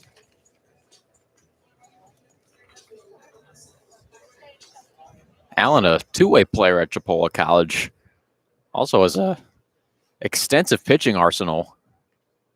Here comes the first offering to Allen. Loved inside for strike number 1. That includes a fastball that tops out in the low 90s, as well as a sweeper. One of the newer pitches that's infiltrated the game at several levels, including the majors, over the past couple of years. Here comes the 0-1 pitch. Chopped down center field. Right into the glove of Giacconi once again. So that'll record the second out for the Aces and send up number 4, Sam Robertson, to the plate. Again, in the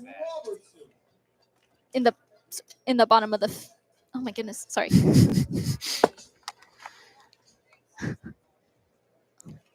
Sorry, in the top of the 5th inning, the Aces struck out, leaving 3 runners on base, but they were able to take back the lead in the top of the 4th inning. Sorry, 0-1 pitch, resulting in a strike for Sam Robertson.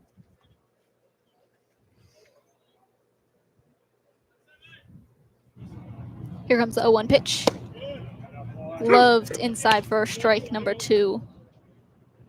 Jordan Capuano on the mound for the Big Train.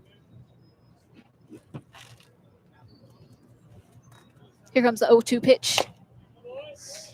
Going to be fouled off behind Robertson. There's that slider we've been talking about over these first couple of games. Just so much break on it, but good on Robertson for getting a piece on it and keeping this inning alive for the Aces. Capuano finally likes what he sees from the catcher. Here comes the 0-2 pitch.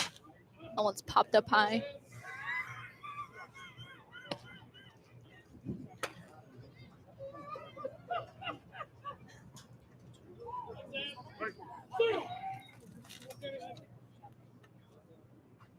Comes the 0-2 pitch. Fouled off towards left field. Again, Aces have 2 outs on the board. No runners on base, but they're leading 4-3 over the Big Train. Capuano doing well to deal with the first batters early on.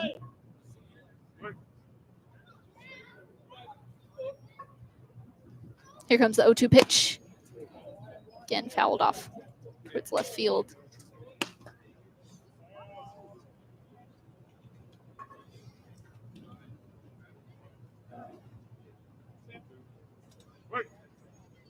Robertson still at the plate. Here comes the 0-2 pitch once again. And that one's fouled off towards right field this time, going over the Big Train dugout into the net.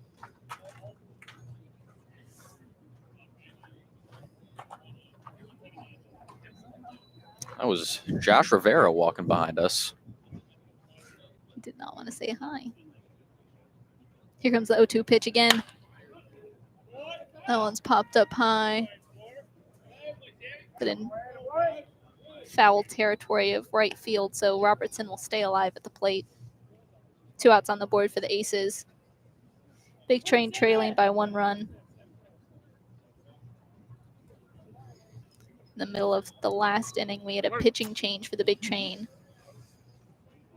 Number 36, Jordan Capuano at the mound. He sends off the 0-2 pitch, and that one's fouled off behind Robertson.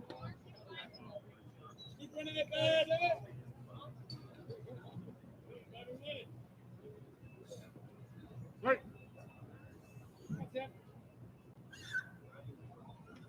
comes the 0-2 pitch again. That one's fouled off towards right field. Robertson still alive at the plate.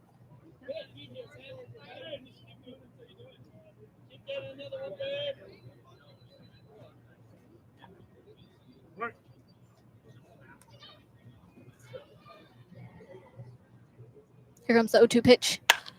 Popped up high towards left field. Giacconi gets under it in time. Gloved cleanly. So all three outs going out in the same way, getting gloved down by Giacconi. So Big Train still trailing by 1 run, but they'll stay alive thanks to Capuano on the mound and Giacconi in the outfield. Stay tuned as we head into the bottom of the 5th inning. I think it's going to be the top of the 6th inning. Top of the 6th inning. You were very, very close. Don't worry. Sorry.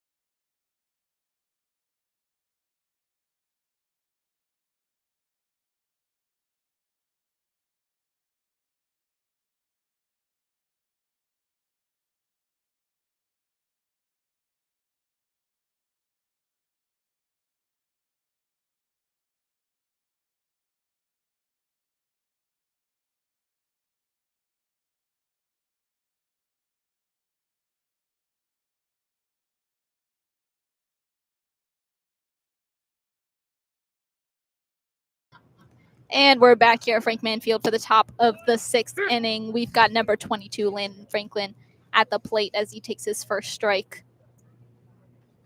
Here comes the 0-1 pitch in the dirt for ball number 1. Again, Big Train is trailing by 1 run. Score is 4-3 in favor of the Aces. Here comes the 1-1 pitch. Swing and a miss from Franklin. That'll be strike 2. Again, not the first time the Big Train have found themselves down late in the game. Here comes the 1-2 pitch.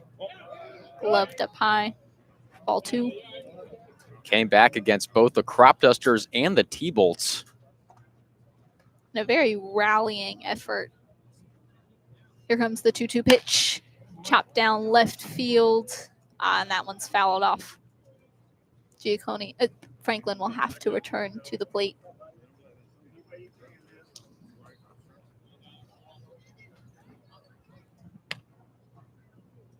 That one was going down the left field line and just tailed right outside of it for a foul, keeping Franklin alive at the plate. Number 17, John Downing on the mound for the Aces. 2-2 pitch is gloved down low for ball 3.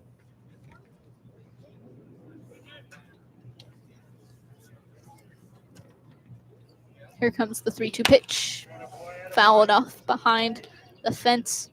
So that was right in the direction of where I parked. We'll have to check that one after the game to make sure the Corpuel Mobile is still intact. Here comes the full count pitch. That one's popped up high. Fouled off. Franklin still alive at the plate.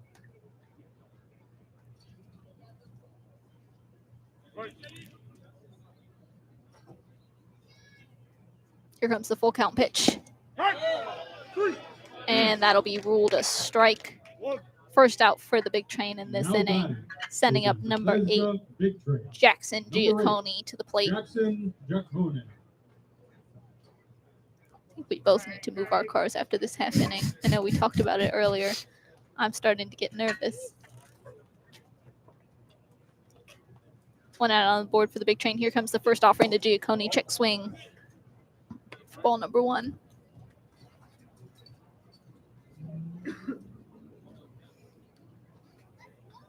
Here comes the 1-0 pitch.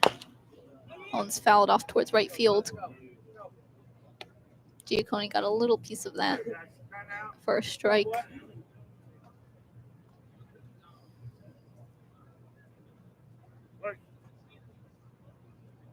Here comes the 1-1 pitch. That one's chopped down center field to second baseman, and the tag is complete. That'll record the second out for the Big Train, and that'll send up number 23, Jack Guerrero, to the plate. 2 outs on the board for the Big Train now. Still trailing by 1 run. Scores 4-3 in favor of the Aces. Top of the 6th inning. Guerrero once again making his first appearance for the Big Train this summer. Here comes the first offering to Guerrero. That one's gloved down low for ball number 1. And again, Guerrero, the pride of James Madison University via UNC Wilmington. Here comes the 1-0 pitch. Gloved inside for strike 1.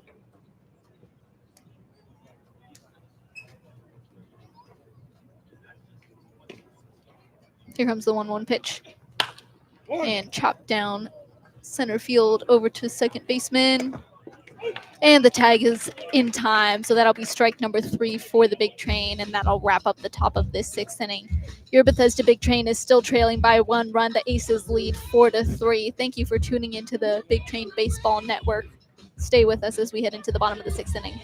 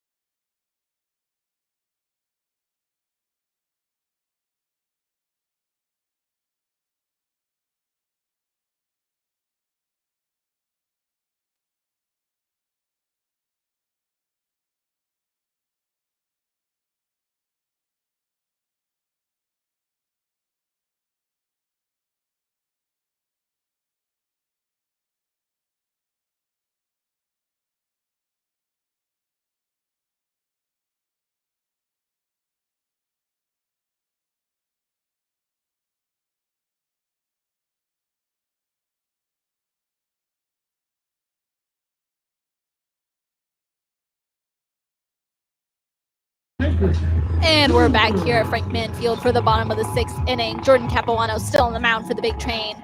Number 2, E.J. Hankerson Jr. stepping up to the plate for the Aces, who lead 4-3. Here comes the first offering to Hankerson Jr. Loved outside for ball number 1. Again, Hankerson playing his high school ball at Calvert Hall, one of the prestigious athletic institutions here in Here Maryland. comes the 1-0 pitch. Goes into the dirt. Ball number 2.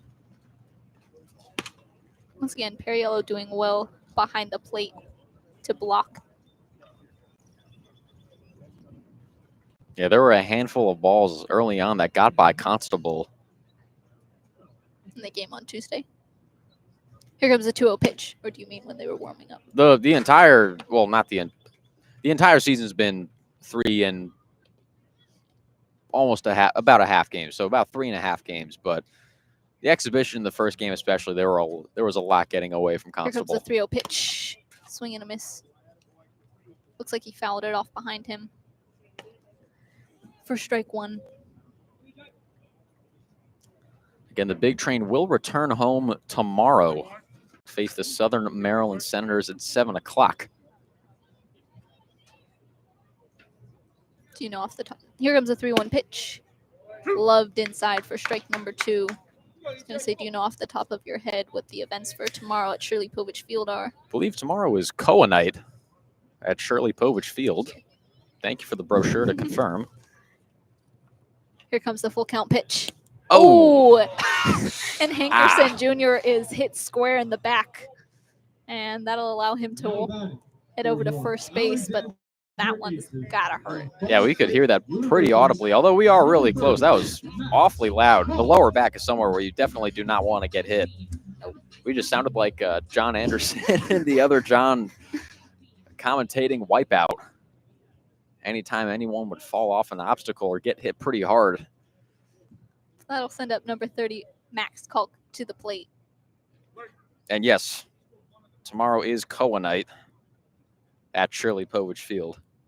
Here comes the first offering to Kalk. He'll chop that one towards left field. Gloved by Carter Newman. Went for the double play. Unsuccessful as Kalk is safe at first base, but they successfully tagged out number 2, Hankerson Jr. Now stepping up to play is going to be number 13, Tim Nicholson. But yes, so if you have the opportunity to come down to Shirley Povich Field tomorrow, should be a lot of fun in store as we celebrate Koa Sports Night. And then Sunday is the game at 10 o'clock. That's right, Grandparents' Day. Here comes the first offering to Nicholson. That one's fouled off towards right field. 10 o'clock in the morning, I should be more specific. Not 10 o'clock at night. That's right. It's one of 2 games starting at 10 a.m. to cater to our younger fan base so they can enjoy the full baseball game. Here comes the 0-1 pitch. That one again fouled off towards right field for strike 2. 1 out on the board for the Aces, but 1 runner on first.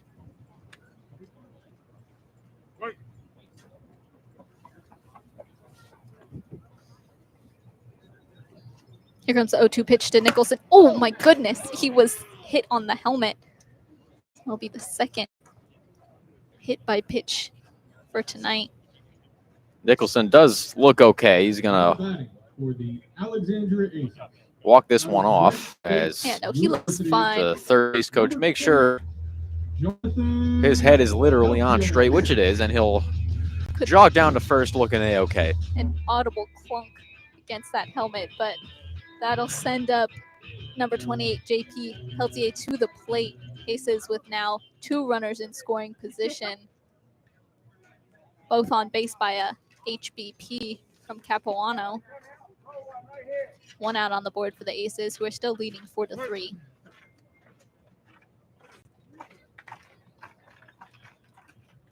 Here comes the first offering to Peltier. Gloved outside for ball number 1.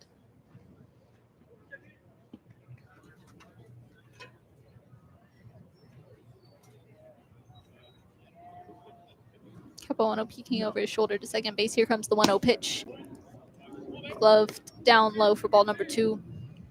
Now, for as wicked as an off-speed pitch as he's got, that fastball has some noticeable mustard to it as well. Two very strong pitches to lean on. Here comes the 2-0 pitch. Glove down low for ball number 3. Again, Aces have a runner on first and another on second. One out on the board, still leading 4-3. Here comes the 3-0 pitch. And that one's gloved inside for strike 1.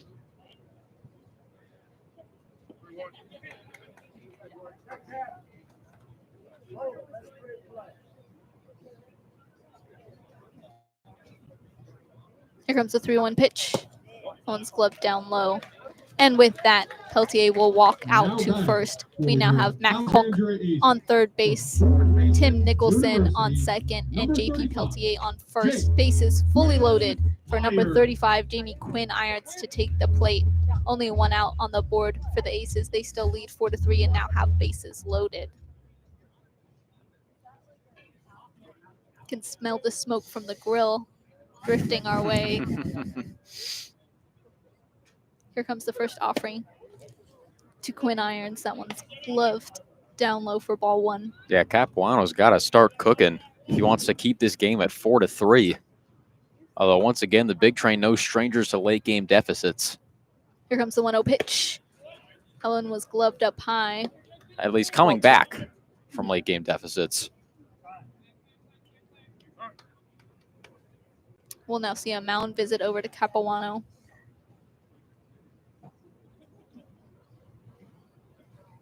That's right. Big Train, no stranger to coming back from a late game deficit. As we saw on Tuesday night, their rallying defeat over the Silver Spring Tacoma Thunderbolts. They were down pretty much the entire game, but in the bottom of the 8th, they managed to come back huge. Brandon Cassidy coming in as a relief pitcher to secure the win for the Big Train. Yep, that was an 8th spot in the bottom of the 8th. And again, the Big Train didn't have a hit until, I believe, the 5th inning of that game. Looking to bring that magic down to Nova. Looking for their 4th consecutive win to start the season. Here comes the 2-0 pitch. That one's chopped down to center field, misses the glove of second baseman Matt Wesley. And with that, Max Culp will run on home. Tim Nicholson will scratch one across the plate. And Peltier will scratch another one across the plate. Alexandria Aces now leading 7-3. Now batting for your Alexandria Aces. Jamie Quinn Irons on second base, only one out on the board for the Aces as they take a commanding lead in the bottom of the 6th inning. It's been multiple instances where a Big Train infielder went sprawling, tried to fully lay out for a ball, but couldn't come up with it. And that one rolled all the way to the wall. First offering to Riley DeCandido. Looks like it nicked him. So another hit by pitch from Capuano. That'll send DeCandido over to first base. Aces now have 2 players on base. Now I think we might have a pitching change as there's another mound visit over to Capuano. That was his 3rd HBP in just this inning. And just gave up a base clearing double to Quinn Irons. Yep, there is going to be a pitching change. That is number 30, 23? 33? Yep, number 33. That is going to be Jonathan Stevens. He's going to be a sophomore at the University of Alabama this coming fall. We've seen him come in as a relief pitcher, I think, twice now this season. Yes, it's been multiple instances. He's been one of the first calls to the bullpen over these first few games for the Big Train. And you can see why. I mean, he was the 3rd-ranked right-handed pitcher and number 12 recruit coming out of Alabama as per Perfect Game USA. He didn't see any playing time at Alabama this past season as a freshman, but again, a very strong relief pitcher, a strong arm to be able to see that number 3 ranking out of Alabama by Perfect Game USA. And again, he was the first Big Train player to arrive at the facilities. Just Showed wanted up a day earlier than the rest of the team. to get a little long toss in.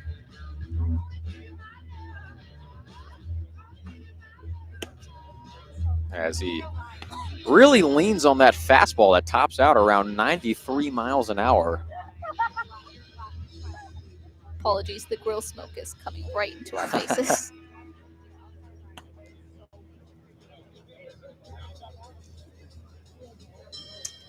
What a sixth inning we've seen here. The Aces have taken a really commanding lead, and they're still alive with only one out on the board.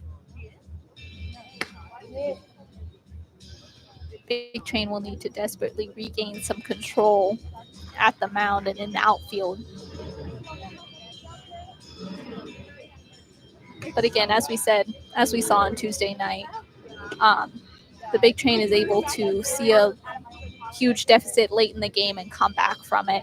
I mean, the Silver Spring Tacoma Thunderbolts had them up against the wall. Huge deficit, but they were able to make an eight spot in the bottom of the eighth to walk away with yet another win. Big Train has yet to lose a game this season, although it's been a short season so far. Now stepping up to the plate for the Aces is number 23, the catcher, Kevin Maluski.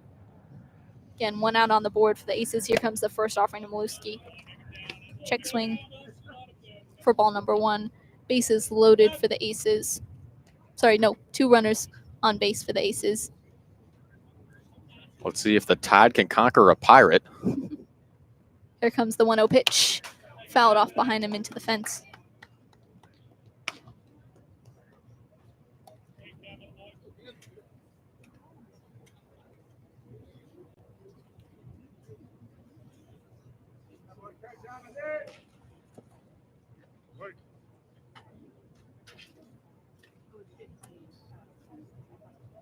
Here comes the 1-1 pitch. Swing and a miss from Maluski.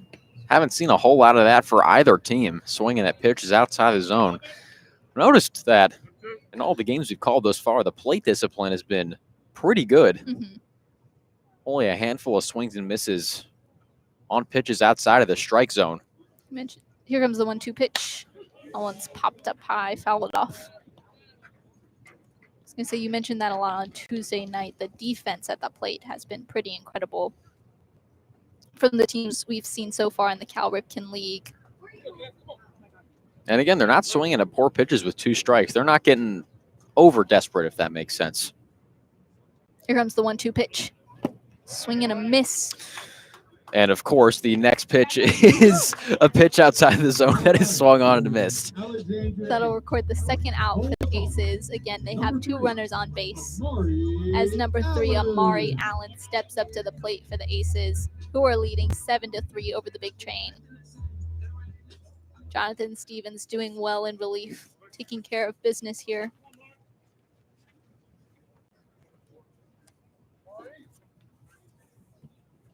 Comes the first offering to Allen. Check swing, but that'll be in there for a strike.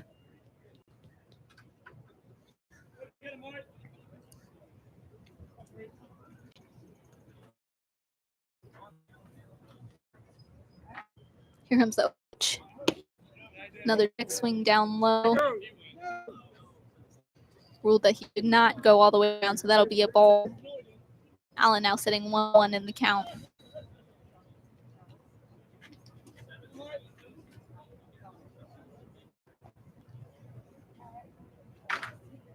Here comes the 1-1 pitch.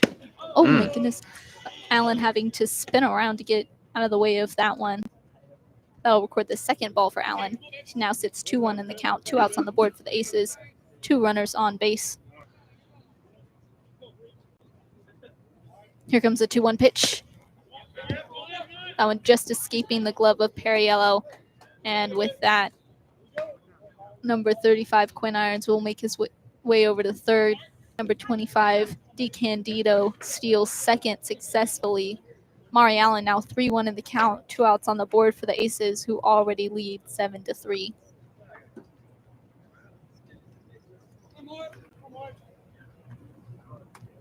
Here Here comes the 3-1 pitch. Gloved up high.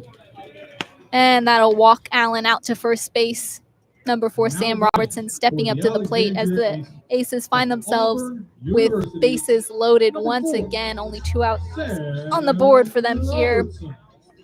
They've already scratched across 3 runs in this inning, looking to extend their lead even further. Here comes the first offering to Robertson, gloved up high for ball 1. Got to say, the Nats here that are surrounding us, just like the 2019 Major League Baseball team that shares the same name, they just will not go away. Nope. Here comes the 1-0 pitch, gloved up high for ball 2. We did not have the foresight to bring some bug spray. Now, I do admire the persistence every summer by these mosquitoes. We technically are infringing upon their territory. That's right. Here comes the 2-0 pitch. Check swing. Ruled that one's ruled that he did go all the way around in that check swing. So that'll be a strike for Robertson. He now sits 2-1 in the count. Here comes the 2-1 pitch. Swing and a miss. That'll be strike 2. He now sits 2-2 in the count. 2 outs on the board for the Aces. Bases fully loaded.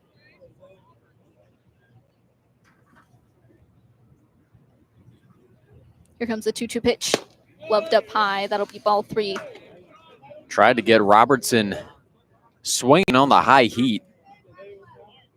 Robertson not biting. And another money pitch here for Stevens. Here comes the full count pitch. As you're going to see the fouled off behind him, so he'll stay alive at the plate. Continues with a full count, 2 outs and bases loaded. This is probably the only time we'll ever see a triple steal. As all 3 runners are going to be going on the pitch, most likely, as they did on the last offering from Stevens. Here comes the full count pitch. Swing and a miss, and that'll wrap up this 6th inning. Now the Aces did scratch across 3 runs to take a commanding lead of 7-3, but they now leave 3 runners on base as Sam Robertson goes down swinging. Thank you for listening to the Big Train Baseball Network. Stay tuned as we head into the top of the 7th.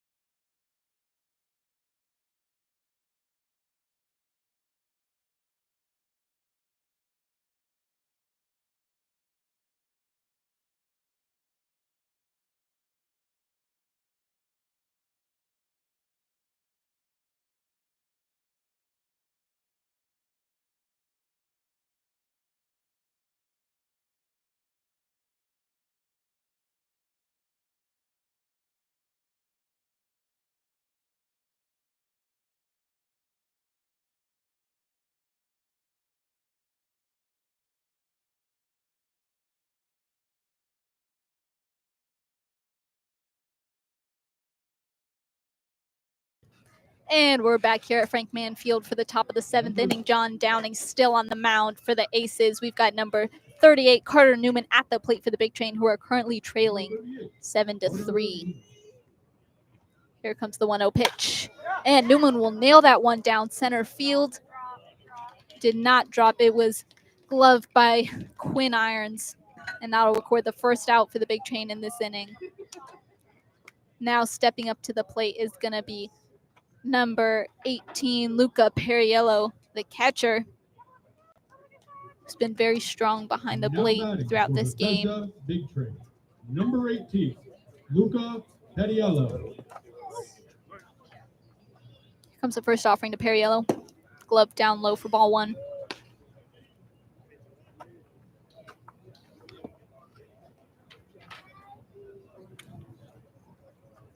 Here comes the 1-0 pitch. Chop down center field. And that one is gloved by Hankerson Jr. That'll be out number 2 for the big train. Now stepping up to the plate is going to be number 2, Jaden Bastian. Gotta say, this is really the perfect time of night for a fielder if you're trying to catch a fly ball. It's not light enough to where the sun is going to get in the way, and it's not dark enough to where the lights will get in the way as well. First offering to Bastian down into the dirt for ball 1. Although the lights are on here at Frank Mann Field. So you've got the lights on, but the sun is still in that perfect position where it hasn't completely set yet, as Bastian will send that one over to left field. Gloved by Amari Allen, and that'll wrap up a very quick top of the 7th inning. Your Big Train is still trailing 3-7. Thank you for tuning into the Big Train Baseball Network. I'm Phoebe Winters along with Quentin Corpuel. Please stay tuned as we head into the bottom of the 7th.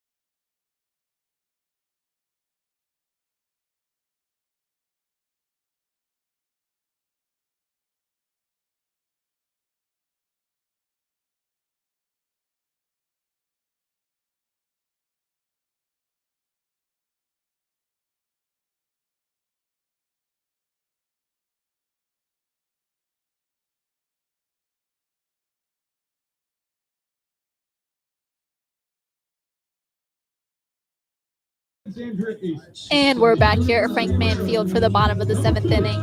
Your Bethesda Big Train is trailing 7-3 as we have number 2, EJ Hankerson Jr. stepping up to the plate for the Aces.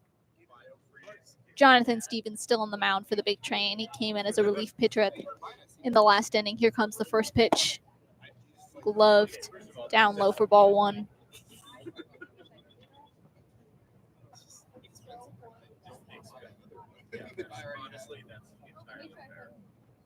Here comes the 1-0 pitch. Chopped down center field. Scooped up by Jaden Bastian. But EJ Hankerson Jr. safely makes his way over to first base. And that'll send up number 30, Max Culp, to the plate. Oh, this isn't blow the whistle. They sampled blow the whistle. Tap, tap, tap in. Sweetie, I think. That sounds correct. Here comes the first offering to Culk. He'll foul that one off behind him. Man, that's really disappointing. I thought maybe Max Culp played NBA 2K13 just like the rest of us.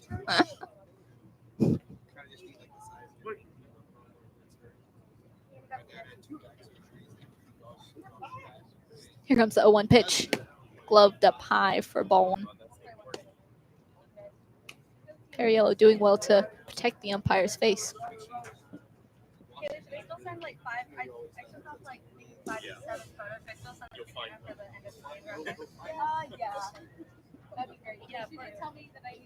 Here comes the 1-1 pitch. Gloved up high for ball 2. I must say, most of these ballparks in the CRS CBL have been very impressed with the amount of foliage, especially in the outfield. It's quite pretty. Here comes the 2-1 pitch. Swing and a miss from Culk. That'll be strike 2. Again, one runner on base. It's EJ Hinkerson Jr. on first. Max Kulk still at the plate with a 2-2 count. Stevens peeks over his shoulder at first base. Here comes a 2-2 pitch. Swing and a miss. And he'll go down swinging to record the first out for the Aces. Again, Hinkerson Jr. still on first as we return to the top of the Aces lineup with number 13, Tim Nicholson. Stevens, it's become noticeable that in 2 strike counts, he really leans on that high fastball. And he gets a strikeout there for out number 1. Here comes the first offering to Nicholson. Glove down low for ball number 1.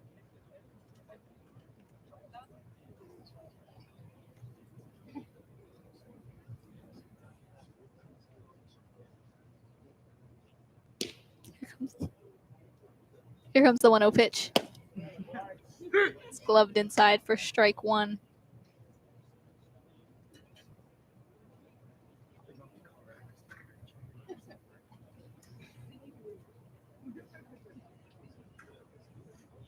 Here comes the 1-1 pitch. Swing and miss from Nicholson. That'll be strike 2.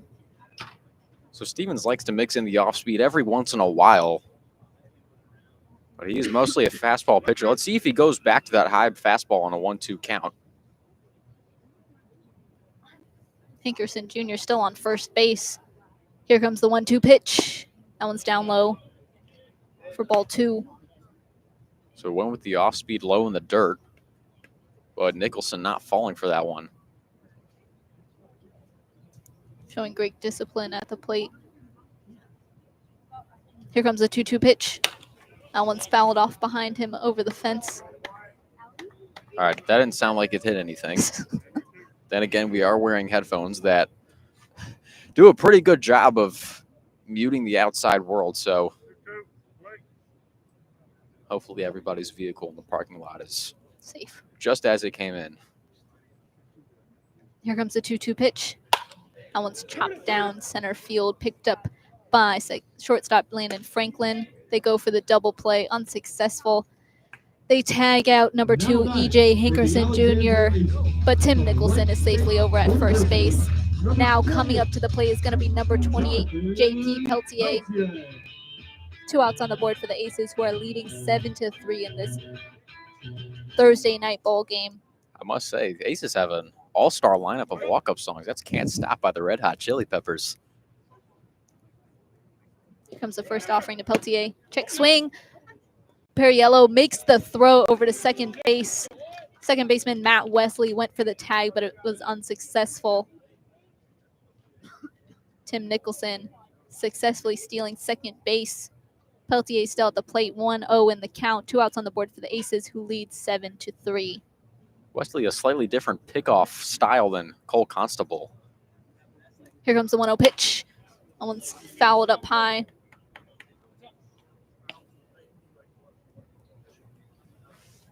That disappeared over my head. I don't know where it went. My car looks safe.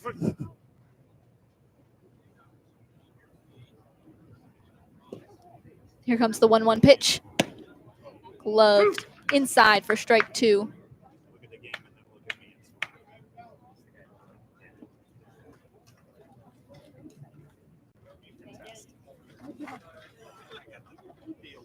Again, we have 2 outs on the board for the Aces. Here comes the 1-2 pitch down low in the dirt for ball number 2. Aces have 1 runner on second. Peltier still at the plate.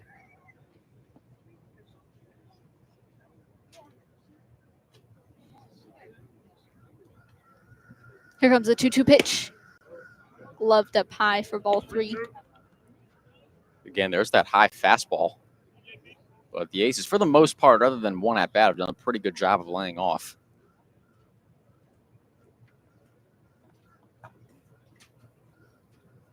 Here comes the full count pitch. Swing and a miss. Peltier will go down swinging to end the bottom of this 7th inning. Aces are still leading 7-3, but Jonathan Stevens really commanding some control for the Big Train on the mound, who will need to make up some runs as we head into the top of the 8th inning. Thank you for tuning in to Big Train Baseball Network. My name is Phoebe Winters, joined by my partner, Quentin Corpuel. We are on the call for you guys. Stay tuned as we head into the top of the 8th inning.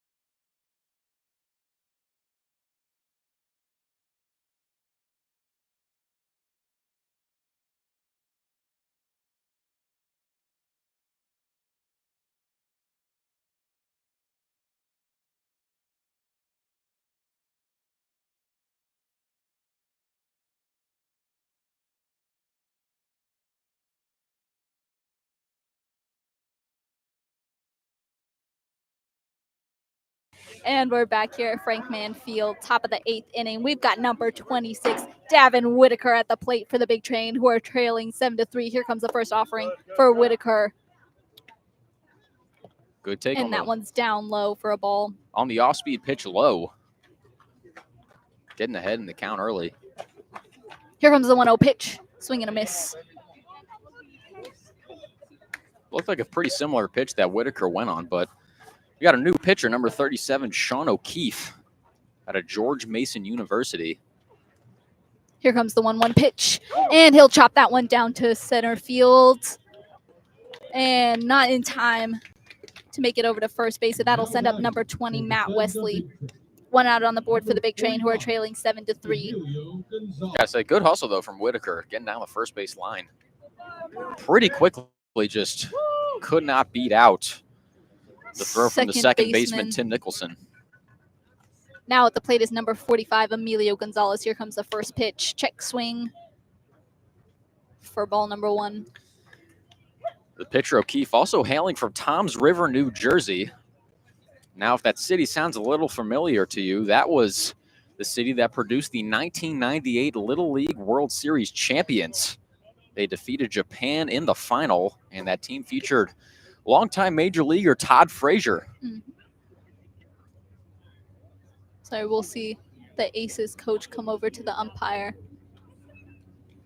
And the umpires will come together for a little meeting.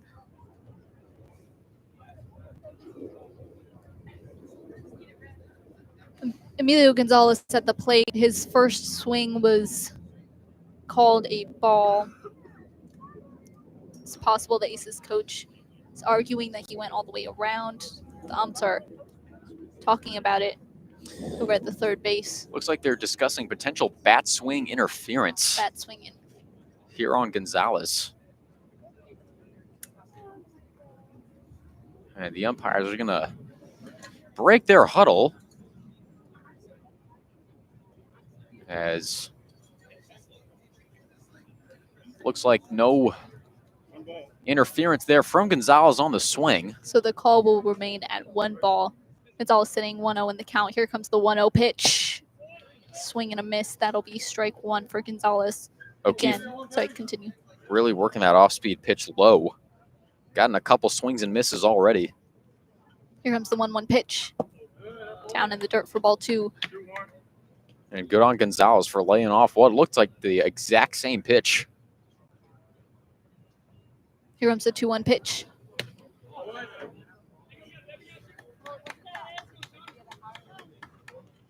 That'll be ball number 3. O'Keefe is a rising sophomore at George Mason. Here comes a 3-1 pitch. That one bounced in the dirt in front of home plate, and that'll send Gonzalez over to first base as number 20, Matthew Wesley, steps up to the plate for the big train.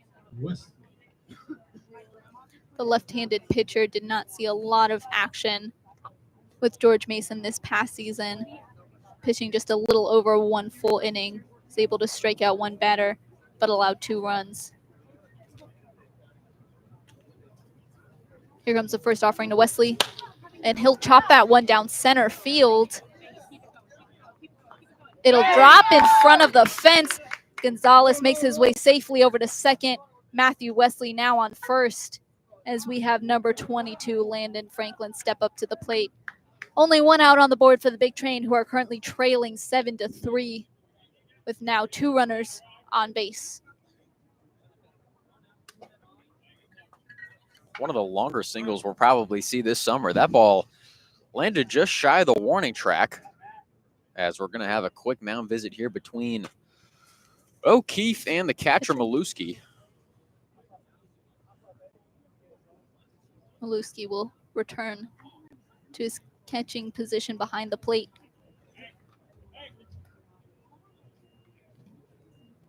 Can see some action in the Aces bullpen, which again is just located down the third base line.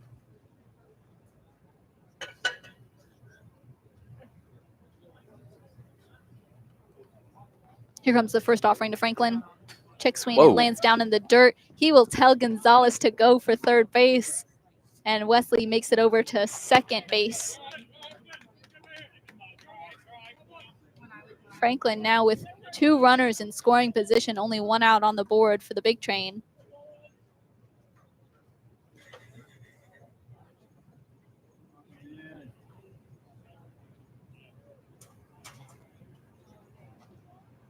Here comes the 1-0 pitch. Glove down low, ball 2.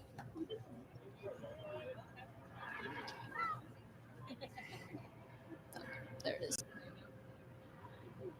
Here comes the 2-0 pitch. That one bounced in front of home plate for ball number 3. Good block by Maluski, looking like New Jersey Devil great Martin Brodeur. Did a great job of getting behind that with 2 runners in scoring position, not letting that one get away from him. Here comes a 3-0 pitch to Franklin. Gloved inside for a strike.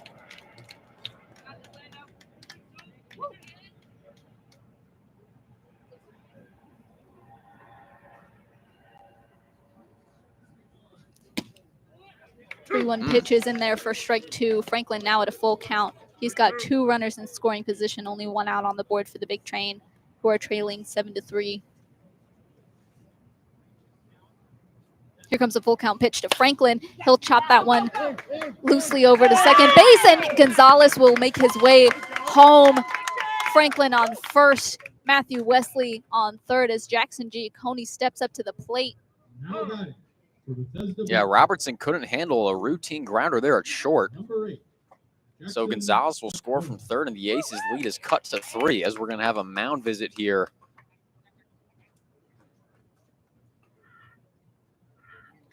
Once again, the big train will be back in action tomorrow night. Looks like we'll have a new pitcher on the mound for the Aces. Looks like number 28.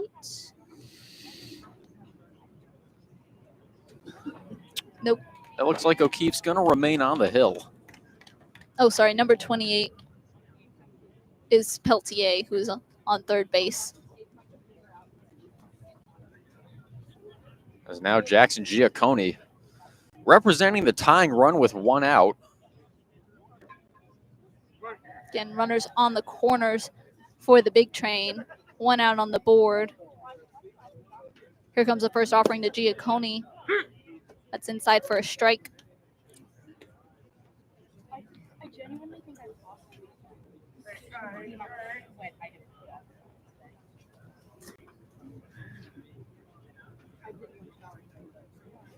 Here comes the 0-1 pitch to Franklin, to Giacconi, who will nail that one down right field. And with that, Wesley will scratch one across home plate.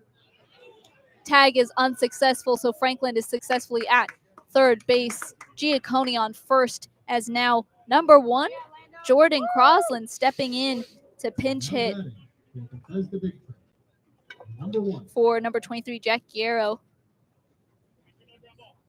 1 out on the board for the Big Train. Score is 7-5. Again, Crosland over these first few games had been a regular starter, flip-flopping with Franklin at short and second, but got subbed out last game for Matthew Westley at second base after a handful of errors, but hopefully he's put all of that behind him, and now he's got a pretty good opportunity to push Bethesda even closer to those tying runs. Coming in with runners on the corner, only 1 out on the board for the Big Train. Here comes the first offering to Crosland. Gloved up high for a ball 1.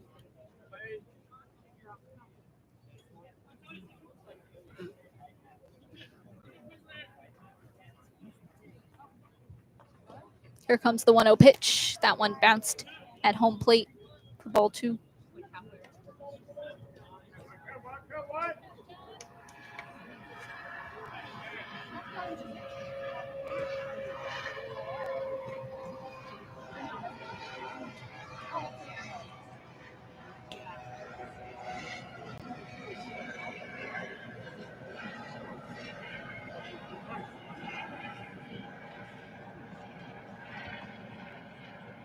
It's a 2-0 pitch. That one also bounced in the dirt. Maluski's been a brick wall back there all game long.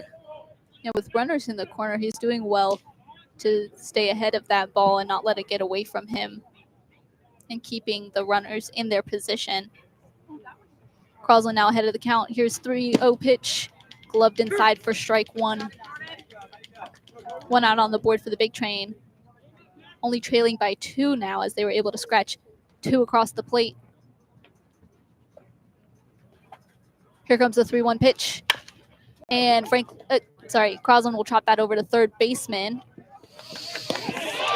And successfully tag out number 22, Landon Franklin, to record outs 2 and 3. That'll wrap things up here for the top of the 8th inning. Big Train able to come back at that deficit a little bit. We'll catch you back here for the bottom of the 8th inning. Score is 7-5.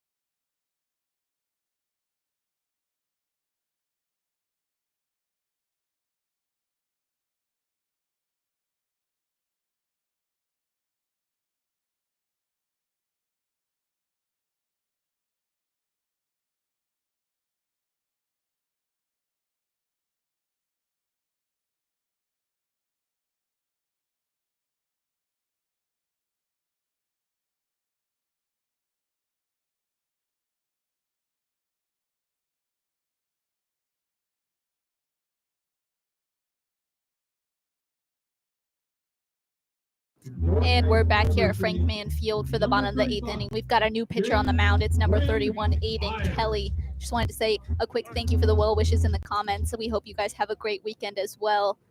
Number 35, Jamie Quinn Irons at the plate for the Aces. Here comes the first offering to Quinn Irons. It's in there for a strike. Again, number 31, Aiden Kelly now on the mound for the Big Train, coming in to relieve Jonathan Stevens.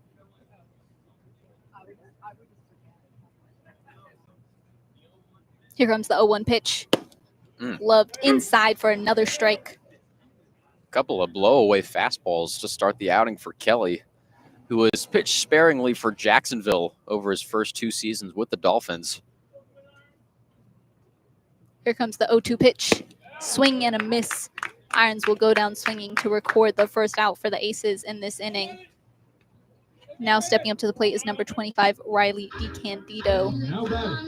Again, your score is 7-5 with the Aces still leading. The Big Train were able to record 2 runs in the top of the 8th inning to kind of bite back at their score deficit, but they're still trailing by 2.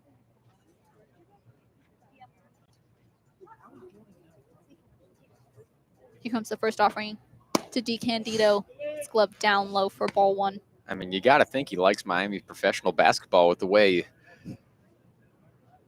he likes the heat. At least through these first 4 pitches. Here comes the 1-0 pitch. And that one's sent down right field. It'll bounce in front of the wall. DeCandido rounding second base. He'll go for third. Caught and tagged, but tag is unsuccessful. Carter Newman was able to glove that beautiful pass, but was unsuccessful in tagging out number 25, DeCandido, who is now on third base. Now that pitch, as I so eloquently noted earlier, that was meatball. That was very much meatball. That was meatball. Number 23 now at the plate, Kevin Maluski, the catcher. With 1 runner in scoring position, here comes the first offering to Maluski. He will swing and miss for strike 1. First off-speed offering for Kelly. Again, Definitely a success. Again, your Aces are leading by 2. Here comes the 0-1 pitch. Oh, no, that one looks to have hit Perriello. He'll take a minute behind the mound. That one hit him down low. Down low. Unfortunate. Umpire will return the ball over to pitcher Aiden Kelly as we give Perriello a minute behind the plate. Perriello is trying to crawl that one off right now. Definitely a place you would never want to get hit with really anything at high speed.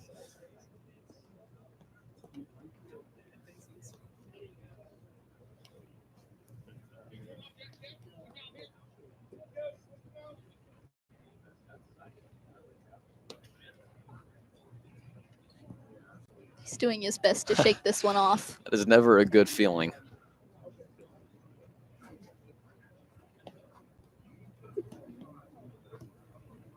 Looks like he's trying to waddle off the pain here, and I was going to try to walk it off.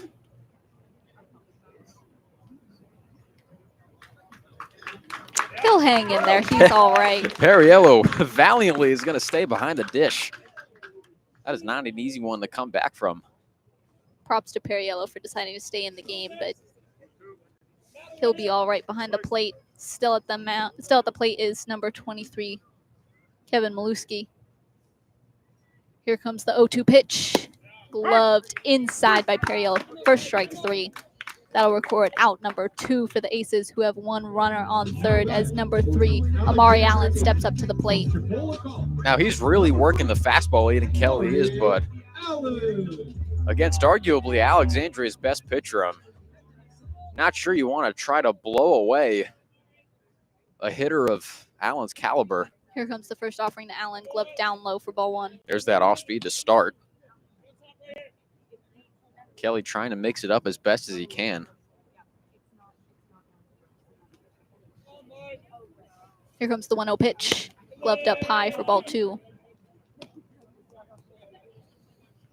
Again, one of my favorite things about summer is the sun does stay out until about...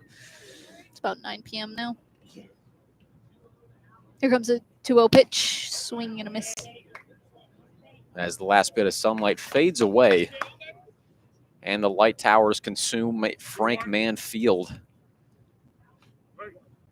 As we are truly in crunch time. Here comes the 2-1 pitch. Fouled off behind Allen.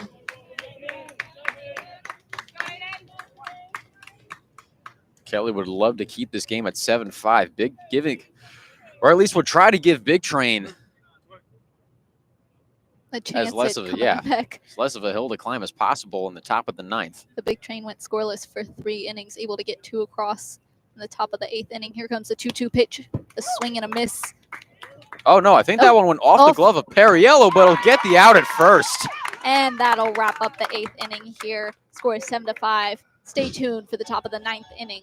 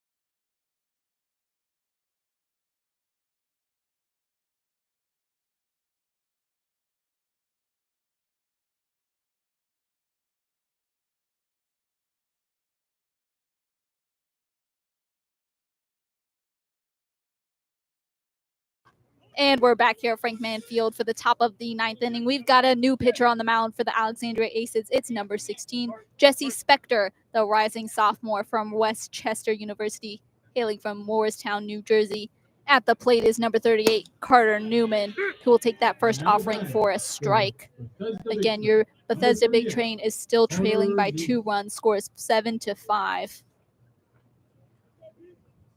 Here comes the 0-1 pitch. Gloved up high for ball number 1. Spector last summer pitching for the Trenton Generals up in New Jersey, pitched 7 shutout innings over the course of the summer. Here comes the 1-1 pitch. Check swing from Newman, but that'll be in there for a strike. Trio of fastballs has Newman behind 1 and 2. Let's see if he can emulate the great defense we've seen, not just from Big Train, but their opponents thus far. Here comes the 1-2 pitch. Swing and a miss. That'll record the first out for the Big Train in this inning, sending up the catcher, Luca Perriello, number 18. Luca Perriello. There's that high heat that's had a iffy success rate throughout the first the first few games of the season. But that one, getting Newman swinging, and now the Big Train down to their final 2 outs. First offering to Perriello. It's in there for a strike. Get Aces looking to keep the score at 7-5. Looking to jump to 2-2 as well. Big Train looking to Here comes avert the their 0-1 pitch, swing and a miss from Perriello. first loss of the season, but Spectre's throwing heaters like a bullet train. Here comes the 0-2 pitch, fouled off towards the Aces dugout. Now, I will say our #1 Big Train fan did say that the Big Train would have a lot of success on the road, as they often do when it coincides with an Olympics. I wonder if we brought it up too early and jinxed it. Here comes the 0-2 pitch, check swing from Perriello. Really good hold up there from Perriello. Had basically his entire body except the wrists out in front of the plate. So he'll stay alive at the plate. Awfully good body control there from the rising freshman. Comes the 1-2. He'll chop that one down right field, and it escapes first baseman DeCandido. Perriello will make his way over to first base, now sending up #2 Jaden Bastian to the plate. Bastian represents the tying run and could do so with one swing of the bat. Definitely has the power to put one into the foliage. Big Train trailing by 2 runs. They've went out on the board and now 1 runner on base. Here comes the first offering to Bastian. Check swing, but it's in there for a strike. That was pretty much the opposite of Perriello's check swing. The only thing that went out in front of the plate was Bastian's wrist.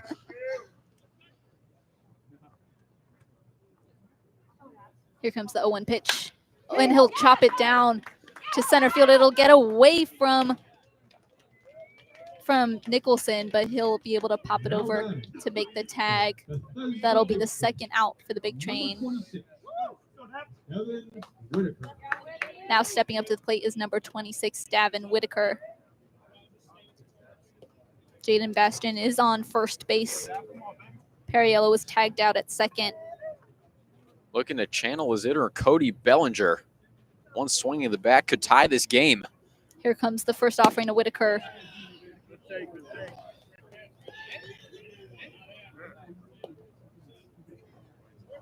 Great eye there on a ball that looked like it might be called for a strike inside. Here comes the 1-0 pitch. Fouled off behind Whitaker. Now, I will say if Whitaker does take Spectre deep into right field, somebody's car is likely getting hit. I don't think the Big Train would mind that too much, though. Here comes the 1-1 pitch. Down low for a ball. And Whitaker gives the go-ahead to Bastian, allowing him to successfully steal second.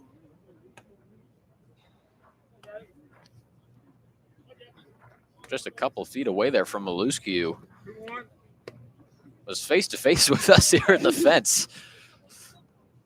This new MLB The Show graphics are crazy. Here comes the 1-1 pitch. Check swing from Whitaker for ball #3. Whitaker successfully getting ahead of the count. 2 outs on the board for the Big Train. Here comes the 3-1 pitch. Fouled off over the fence. Whitaker is still alive at the plate. Count is full. 2 outs on the board for the Big Train. Jaden Bastian still on second base for the Big Train. Here comes a full count pitch. And Whitaker will go down swinging, and that'll wrap up the top of this 9th inning. That'll wrap up. That'll wrap up the game, sorry. The Alexandria's Aces hand the Big Train their first loss of the season. Score is 7-5. Aces now going 2 for 2. 2 at home, 2 away. We will catch you here tomorrow night. First pitch is at 7 p.m. We'll be back at Shirley Povich Field for the Bethesda Big Train to take on the Southern Maryland Senators for the second time. The first time was in their exhibition game. This will be the first one that'll count for the score. Thank you for tuning in. This has been Phoebe Winters and Quentin Corpuel on the call for the Bethesda Big Train.